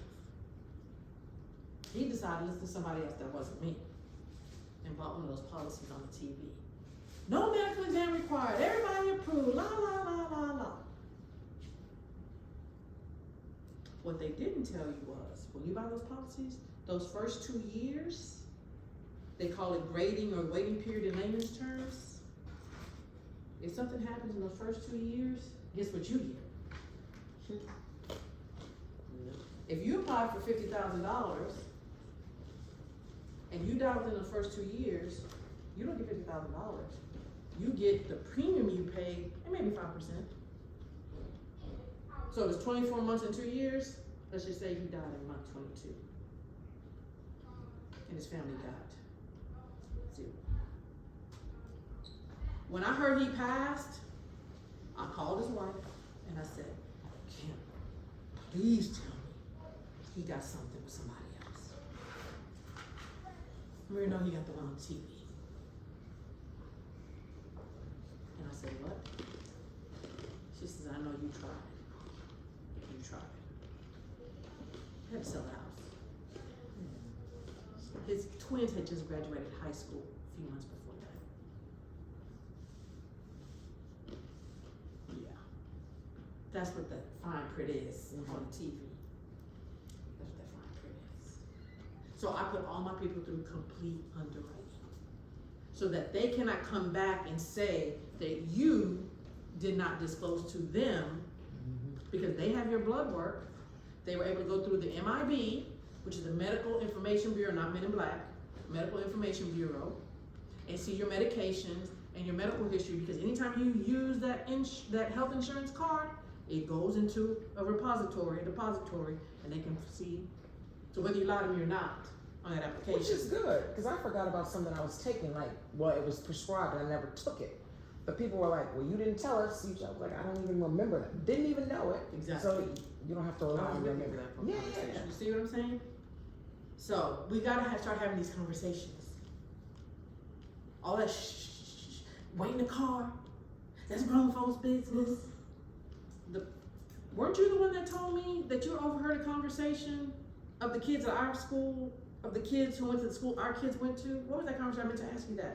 Remember you said you overheard the Fort Bend kids having a conversation that was different? In McDonald's. They're just teenagers, but they're not talking about you two. It was, I can't kind of explain it. Their conversation was as if their parents had educated them on real life.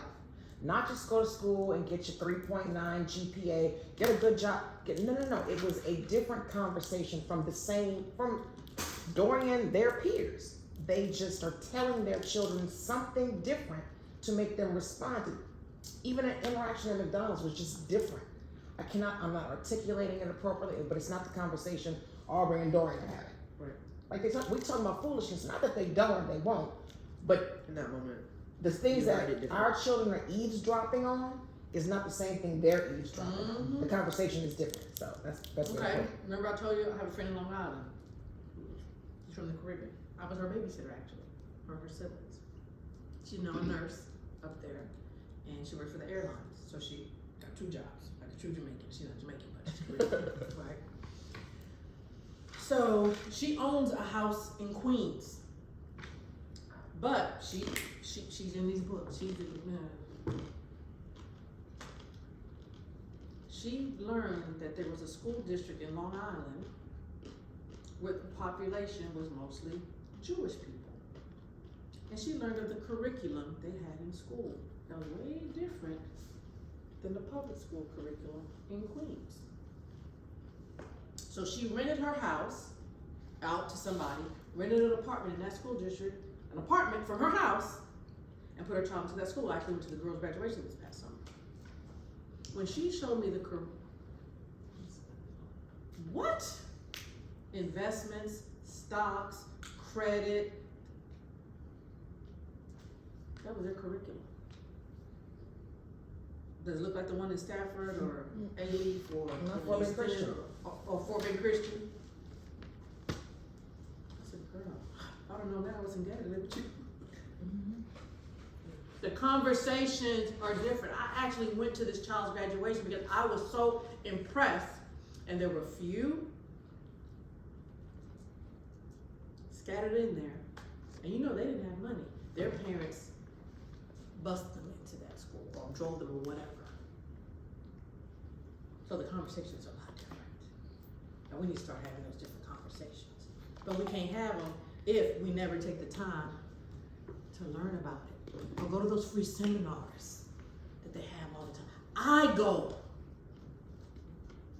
I spent a couple $1,000s this year. Several $1,000s actually. Going to real estate conferences. I don't have to be a real estate agent to do that. Insurance, multifamily investing, blah, blah, blah. Go on to, what's that thing? E-Vite or the other one, there's I can't remember. All the events going around town. Free. $10, $12, whatever it is. Right? It's there. Go get it. It's there. Most of the time it's free, especially on YouTube University. It's free. I spent, I called you, I'm like, girl, I'm in the lab. Friday night, you think I don't want to be out having a good time on Friday night? I'm sitting there with my glasses, my different pairs of glasses, okay? Watching videos and went into the rabbit hole. And it came up with the presentation you guys are seeing.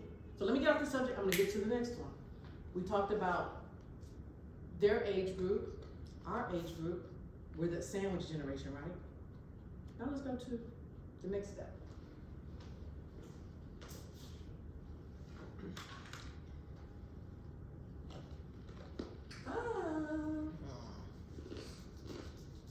Long-term care. We touched on that, right? With my aunt. We usually don't think about it until it's too late or too expensive. Okay? How many of us, I know you guys, have had to take care of an aging parent or relative, or had a parent take care of an aging parent or relative. How fun was that? Not that you don't know, but how much fun was that? Super. Yeah. How hard is that? Super. So we can take care of our kids and manage it. You can't tell your mother what to do. While I'm taking care of her, I can. Mm-mm. You can't tell her at all. No. Okay. Even if you can physically do it, the mental anxiety is all encompassing. You over here, but you worried about your mom. I know she is. I know that feeling. It's like, okay, did she fall down? She's not answering. She's done. She's not answering the phone. I gotta go. It's a whole lot. I got Apple Watch put onto my aunt. When I told you about New York, this was last year. She lives alone.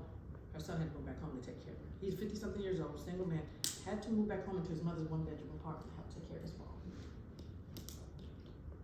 But we had to put a watch on her.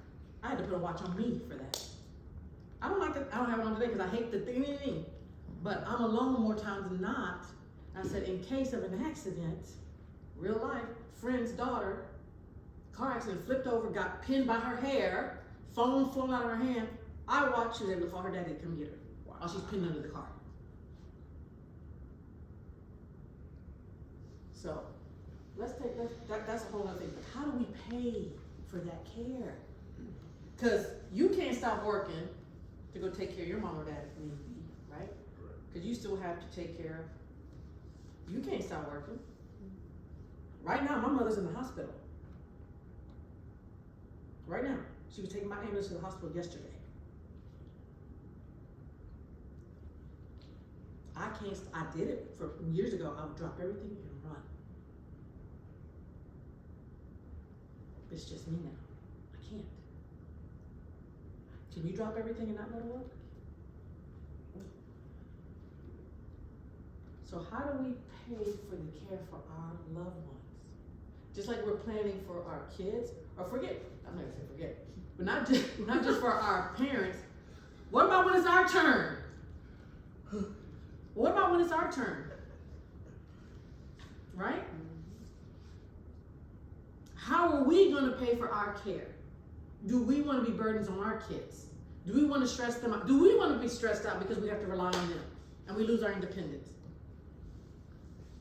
Right now, my aunt is freaking out. I get a phone. My cousin had to travel for one day. My phone was blowing up. What am I gonna do? I said, the neighbor is on alert. They got my number. Everything is set up. It's just 24 hours. I can't tell you my anxiety level was based on her anxiety level. But if we could afford to pay for somebody to be with her, do you know what it costs in New York a day? $300 a day for a caregiver, a skilled caregiver. That's all right. Yeah. Because I Christy just went home to have her mom take care of her stepdad, heart surgery. $300 a day. And he had OT, PT, nurse coming in, but luckily they invested well. They have the right insurance. They have so not a problem. And I look at that and I'm like, that's how you do it. There you go. It's a different story. It's a different story. I used to sell, girl, don't laugh. I used to be the marketing person for Comfort Keepers, which is a long-term care, like a home health attendant. Okay. And I used to go to different nursing homes and over 55 facilities, which I thought was over, but we're right there now. It's not so old. Okay. And I went to the ones that looked like resorts, vacation resorts, and I went to the ones that Medicaid paid for. It's a big difference. Huge. I worked at all. Okay. Smell like urine. Can't go. There you go. Oh. Big difference. So the one, when I went to down in Webster, is where the doctors and the engineers and the NASA and all those people went to that had those, they were like on perpetual vacation. But they had, they had issues, memory care and all that. Then I went to the ones who had to rely on the system. And like you said, you have to walk in there like, but you still have to hold your breath the whole time you're there. And the staff over here,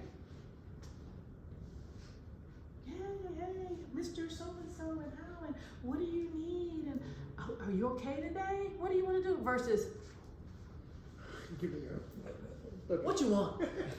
Or don't even answer the button. That part. Is your job to like tell people about insurance? Yes, sir. That's exactly my job. Stupid job for you to do that. Exactly. Okay. So which one do we want to be in? I want them to change my diaper. I want them to change my diaper on time. And guess what? There's a way. Okay, let me ask you guys something. Let's go back to question and answer conversation. What do you know about long-term care insurance? Anybody? It's everything. It is everything. Mm-hmm. Sure, because of all of, and it's not even if you're 80.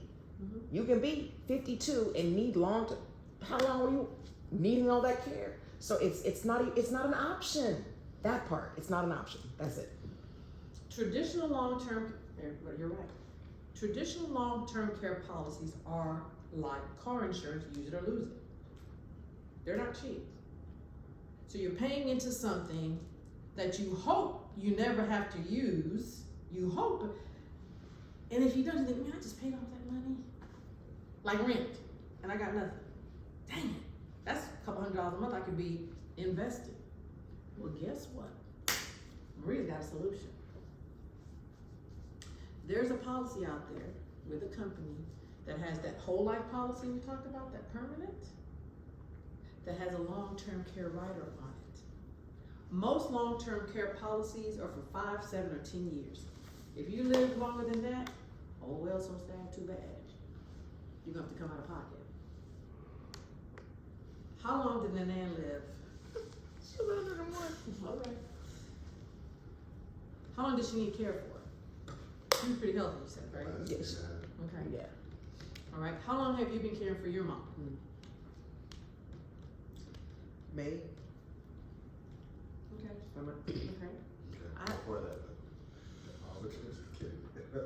Yeah. How long has she not been able to take care of herself? Probably 5 months. 5 months? Yeah. Okay. She was pretty independent, but wasn't doing what she was supposed to. Obviously, we're here, but that she really truly like could not be by herself. Okay. My mother and her sister. My mother lives here in Texas. One of her sisters lives in London. They had a stroke on the same day in 2008. My aunt is in a nursing home and has been, I don't even know how long now. But she lives in London, so they have a system that takes care of that. But she had to get rid of her assets. She had to sell her assets. They took her. My mother recovered, but now my mother's in that situation. So that need can go on a lot longer than 10 years. So what do we do when that 10 years has gone? How you gonna pay for that? You still Yeah. Yeah.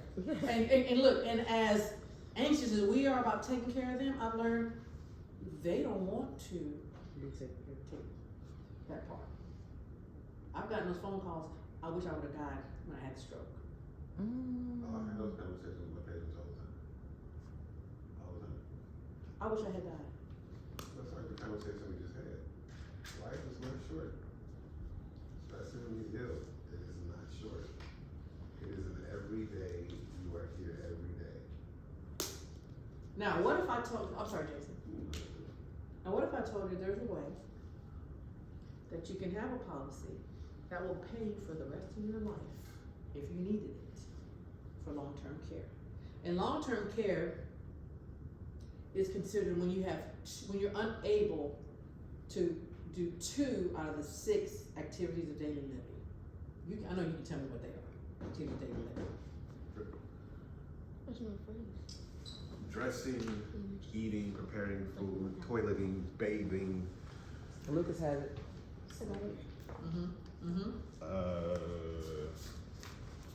Transferring yourself. Transfers, finances.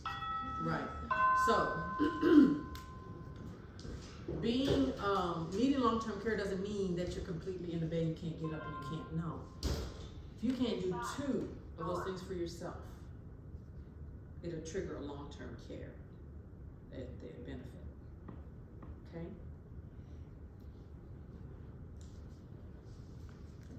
have will pay for the rest of your life.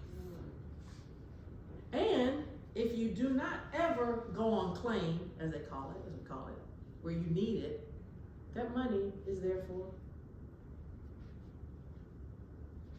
your beneficiaries. And you can start that whenever you want. Well, I think we have to be about 45. They won't let us do it on here, because I tried the other day, I had my quoted out. Mm. So you don't have to worry about losing your money. And you can sleep at night. And they can maintain a level of dignity and freedom, and so can you. My aunt now has a caregiver that comes in 4 hours a day. So all of her doctor's appointments now are scheduled during that time when that person can take it. My cousin can go do what he has to do to make a living and come back home. But had she listened to me a couple years ago when I told her to do it, it would have been a different conversation. But hey, can't undo it, right? We have that access to that policy as well. So there are things that we can do to prepare for our future. Like you said, your stepdad, that's a different conversation than the conversation you're having. Yeah, he didn't have to pay anything for open heart surgery. They did it right. And for his care, right? Taken care of. He could stay in his home if he chose to. Didn't have to move out and go to a room in somebody else's house.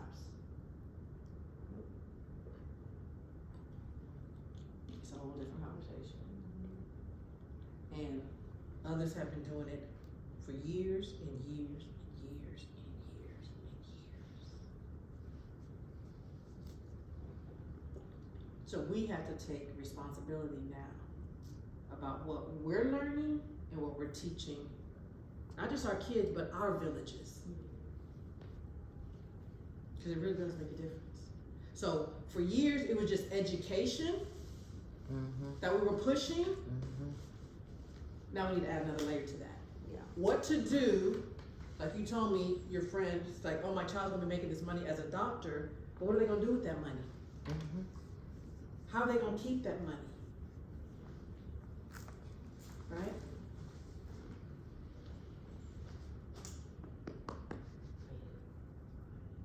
Choosing the right insurance, we talked about that. As a broker, I can go shop based on your need, right?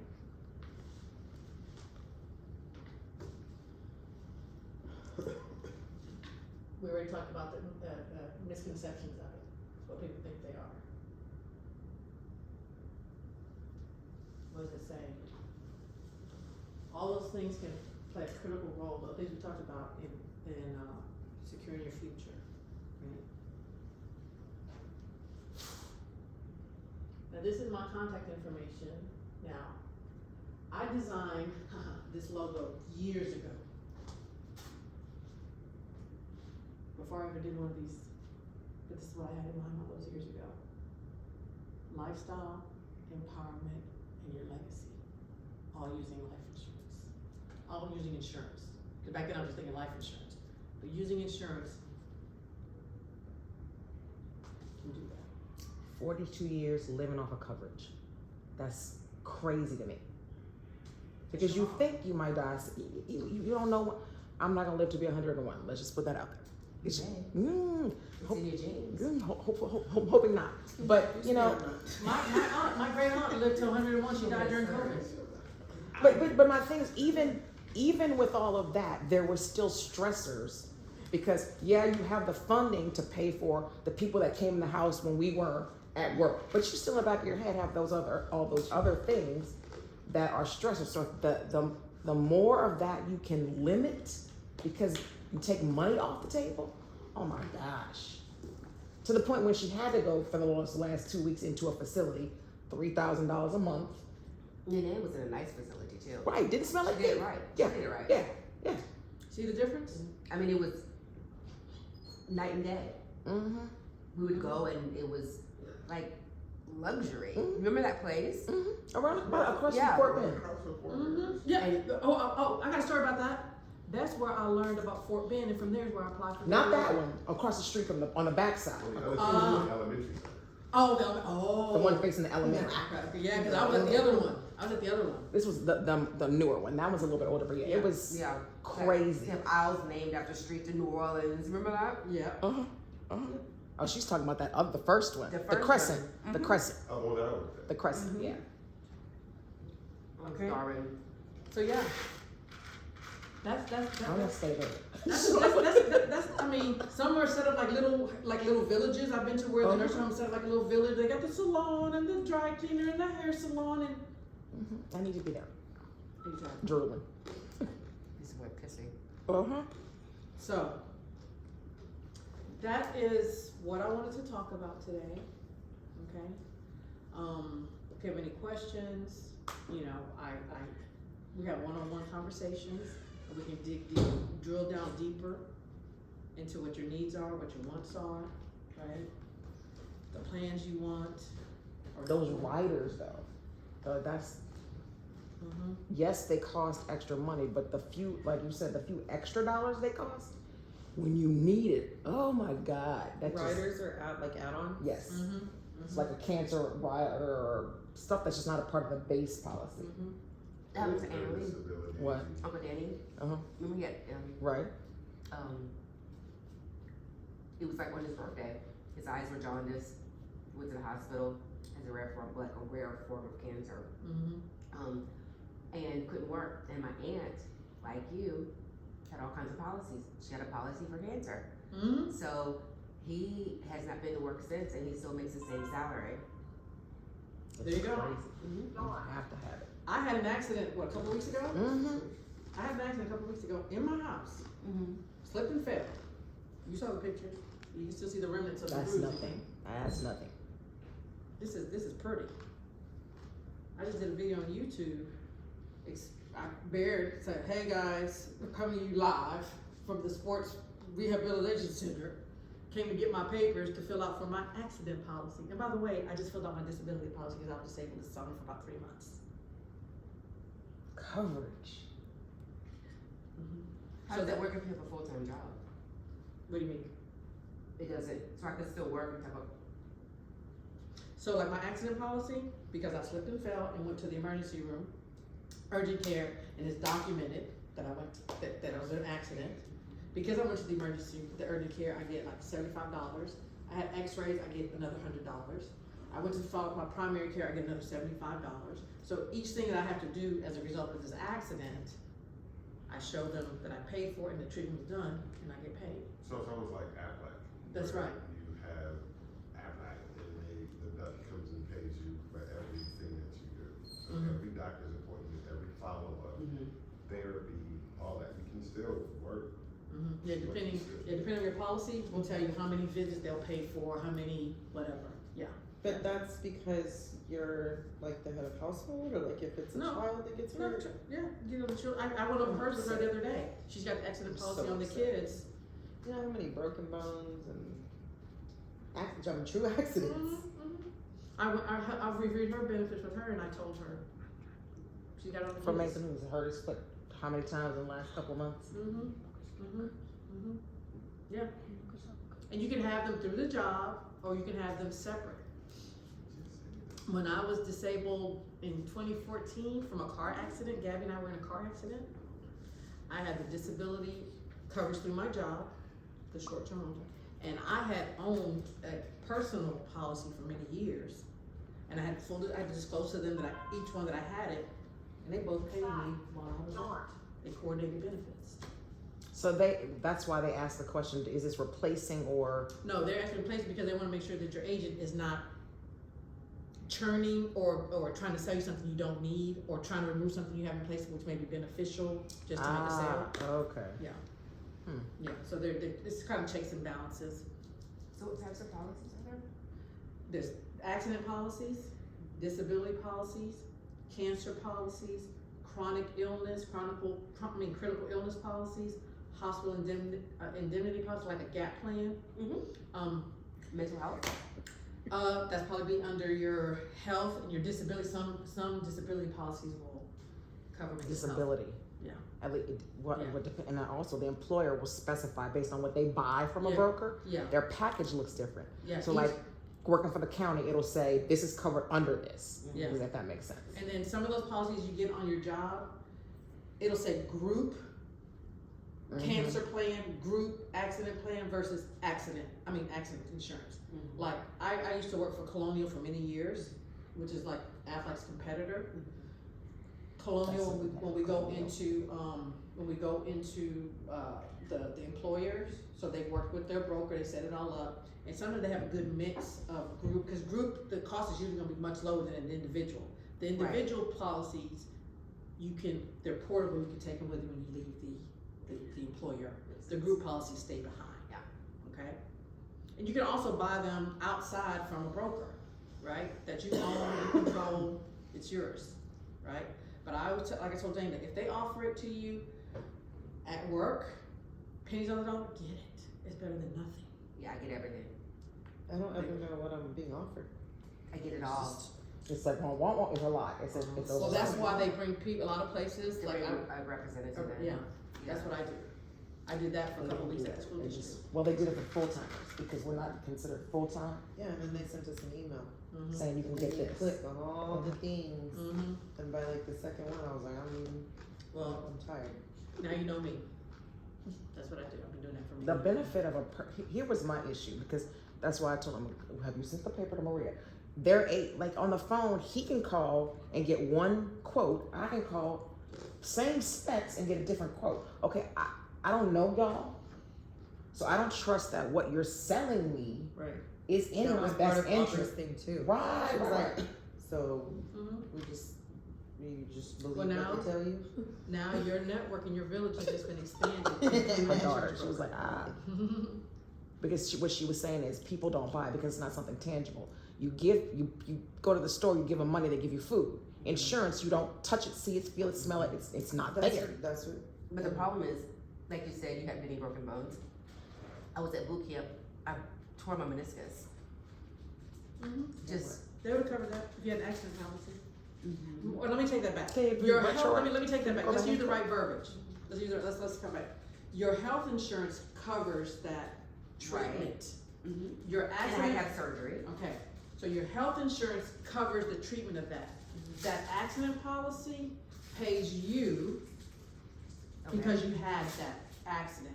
So it's kind of And what are they paying me for? because you had whatever you had done. So you had an accident. You were at I boot went to camp. ER. I You went to went to urgent ER. care, and I had So, surgery. there So you go. They're Based on that policy, whatever's outlined in that policy, because you went to the ER, you get a benefit, dollar amount.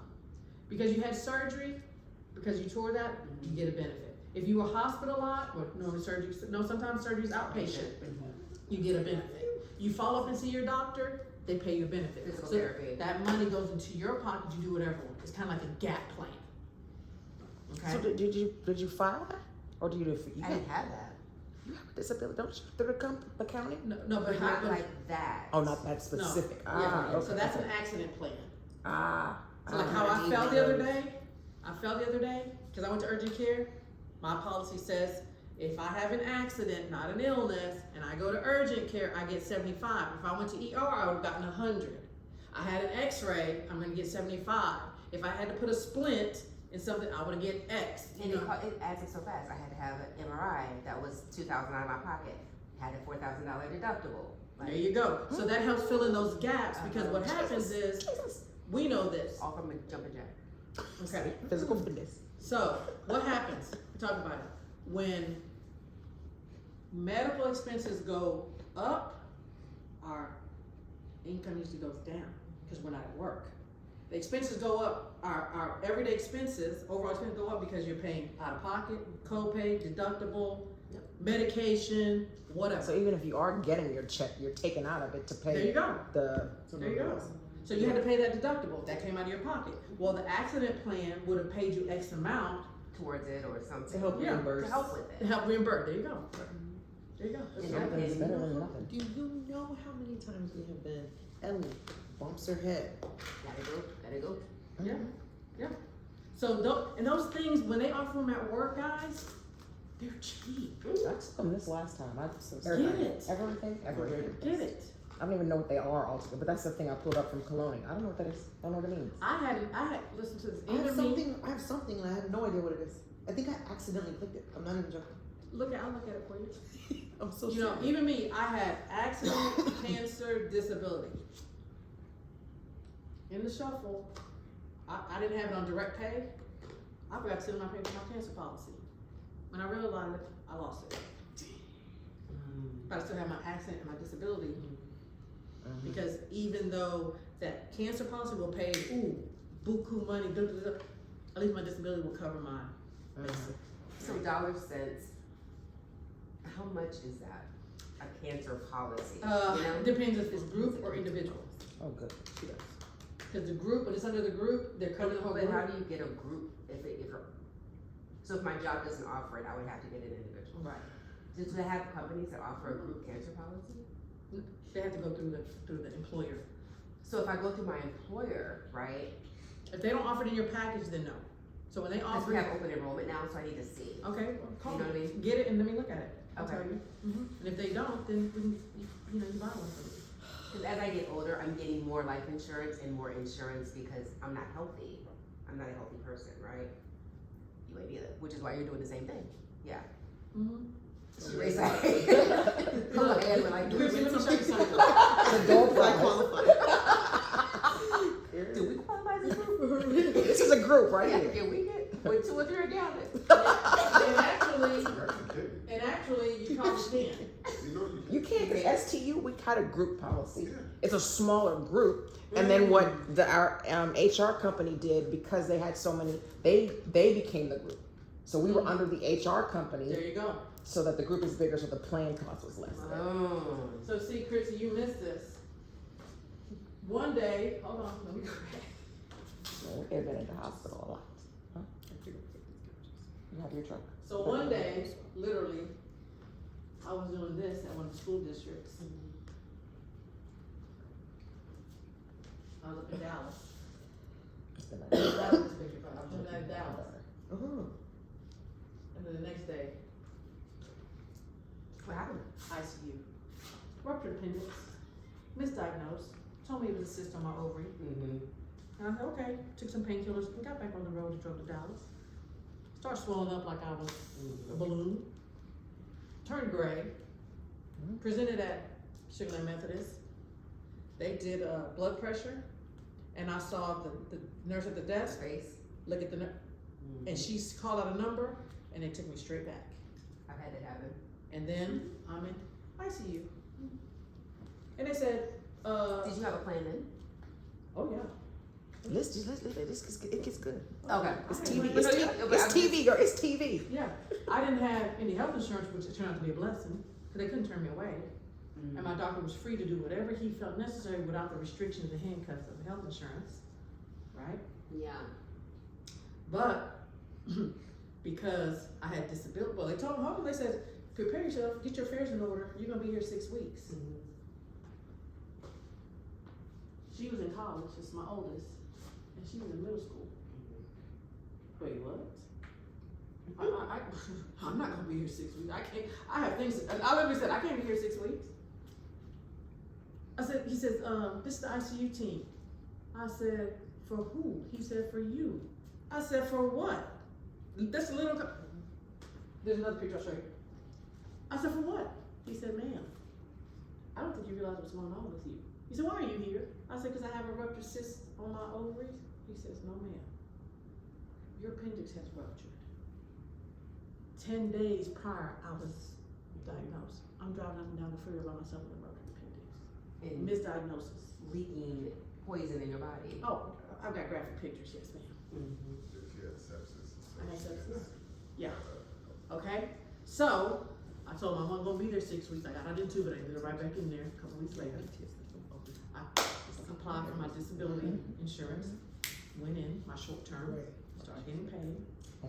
I told the story, I didn't know I had a long term because one of the professional organizations I belonged to had it for us for free, and they never told us about it. So that's a question. How do you find out? Because like my mom, you know, she has stuff everywhere. So I do the same thing. I put things everywhere in terms of money, plans, stuff like that. So how did you know eventually that you had one from your company? Because I was sitting on my sofa, click, click, click, saying, I don't know. Let me see what can happen. Say those. I stumbled across it. So people Got it. know. Okay. I literally stumbled across it. There's a bunch But of if she had Maria of her own, she could have just been. No, like what her, This Yeah. is what, Given a this is what you presentation. look forward to. Yeah. I can get your policy and say, okay, these are the things that you have in place. I was looking for something, cause I'm a member of the National Association of Insurance Professionals you and may does. have had something. Yeah, I had something in there, and I was looking for something I was looking for, and I just went, I was looking, I don't know what I was looking for. And I just started clicking, and it said this, I said long-term disability, they said benefits of being a member organization, okay. So I was working for Colonial, and I was trying to find out if they were gonna still keep paying my residual, which they were. And something led me, and I Happened to scrolling. scrolling, called, and they said, oh wait, give us your social. Click, click, click, click, click. Yes, ma'am, you earned enough, last year, meet your quota. I didn't even know I had a quota. And oh, yes, ma'am. And how much did I tell you they sent me a check for? Shut up. Yeah. I got paid $42,000 that year off of disability. And and let me tell you something about paying those policies post-tax dollars. Post-tax They're not dollars. taking it out of your check. So you get your paycheck, grins and giggles, it's $100, okay? They calculate tax on $100, then they give you your $90, right? Or your 401k, you make $100, they're gonna take out that $10 before they calculate tax. They're gonna put in your 401k, so you're getting taxed on 90, not 100. So when you take that money out of your 401k, you're getting taxed on that $25,000 that you made versus the $10. Well, post-tax, they took out the tax, then I took my $10 and I went and paid for my premium, so when I get my benefits, I pay no taxes on it. Makes sense. Okay, so. So So if you paid for it from your check, let's say Like they your bill? deducted from your Like a check, little bit. that's called pre-tax. Uh-huh. So if you make money on it, You pay the tax on the you gain. pay tax on it. So let's just use somebody that's real. My brother's wife died. They were paying their policies out of pocket is basically what you're doing. You're paying your policy out of pocket, not from your check. Out of your bank account, not from your paycheck. It's concerning, and he called it, he said, hey, what are we getting taxed for this? You just sent me this lump sum of money, like, what are the taxes? And the guy kept saying, what are you talking about? He said, this is a large sum of money, how much taxes am I gonna get hit for? He said, you paid for it out of pocket, it's completely yours. There's no Tax-free. tax on it. It's tax-free. Okay, got it. If they take it out of your check, it's pre-tax, so anything that happens Yeah, you as got a result of it, they'll tax that whole lump sum that they give you. So that's some homework I got for you. Where's your paper? Let me tell you, I had a policy that I bought when Lexi was, when I first moved here. I bought it from my cousin, bought it from Kaylin. And I don't know and forgive me, I don't know the language, but like between whole life, and it's whatever that you earn money from. Whole life. Okay. Permanent. One when Lexi was like 2. And, true story, Lexi was needing a car. She got her license or whatever. She was 15, I was looking for a car. And I happened to just have some paperwork that came in the mail. And I was like, let me open this. I never opened anything like that, like life insurance, nothing like that. And I'm like, I had like $11,000 cash. Accumulated. Yeah, I had no idea. No idea. Take half of that, you got like your car, a cash car. That's those policies that Nan was paying for when I was born in '72. Yeah. Going through her stuff. Having to just see, it's like, whoop. Dana Douglas had what? Because she was just paying for them unendingly. Exactly. You pay and you forget. And because I got it when Lexi was 2 years old, I was what, 27? It was like $25 a month. So it was nothing. You just. So then you got me when Lexi was born. You got it from the man. The what do you call those things, Dana? Savings bonds. Yeah, just that's random, just guaranteed. all kinds of It's stuff. like a safe investment, and she just put them there. Yeah.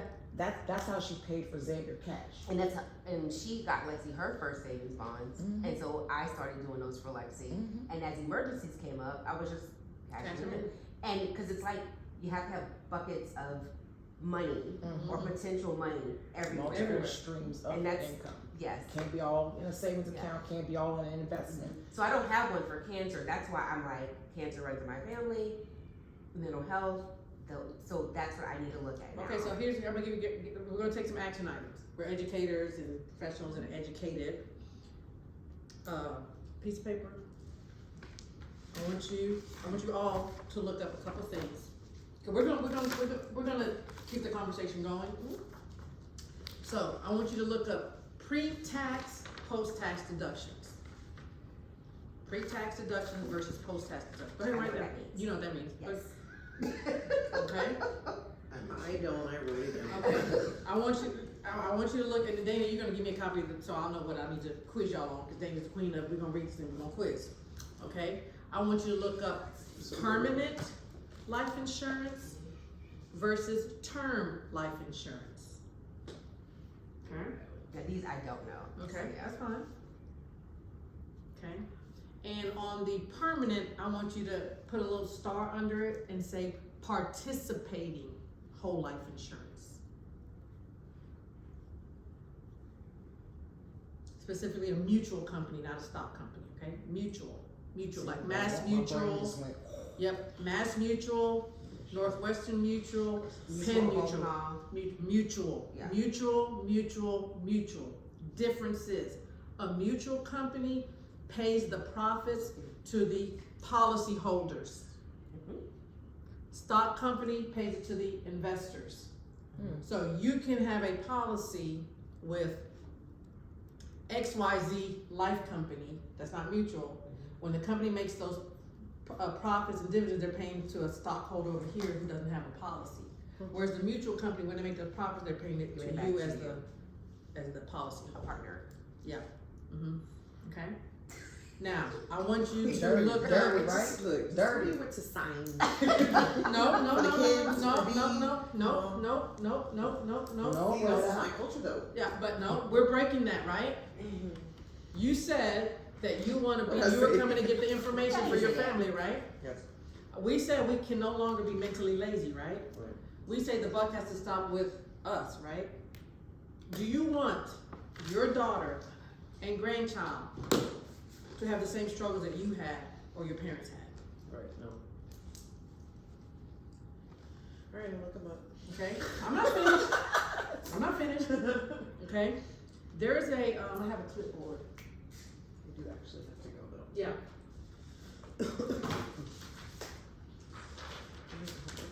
Don't cheat off my paper. Take a picture of that, right there. Those are some of the books that I have listed there. That's what I was about to do, take a picture of all the books.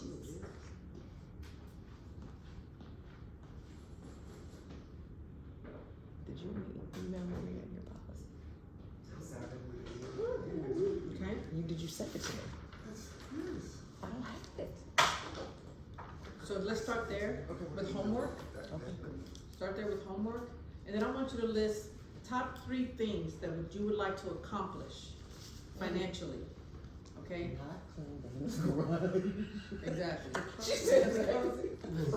Okay. Top 3.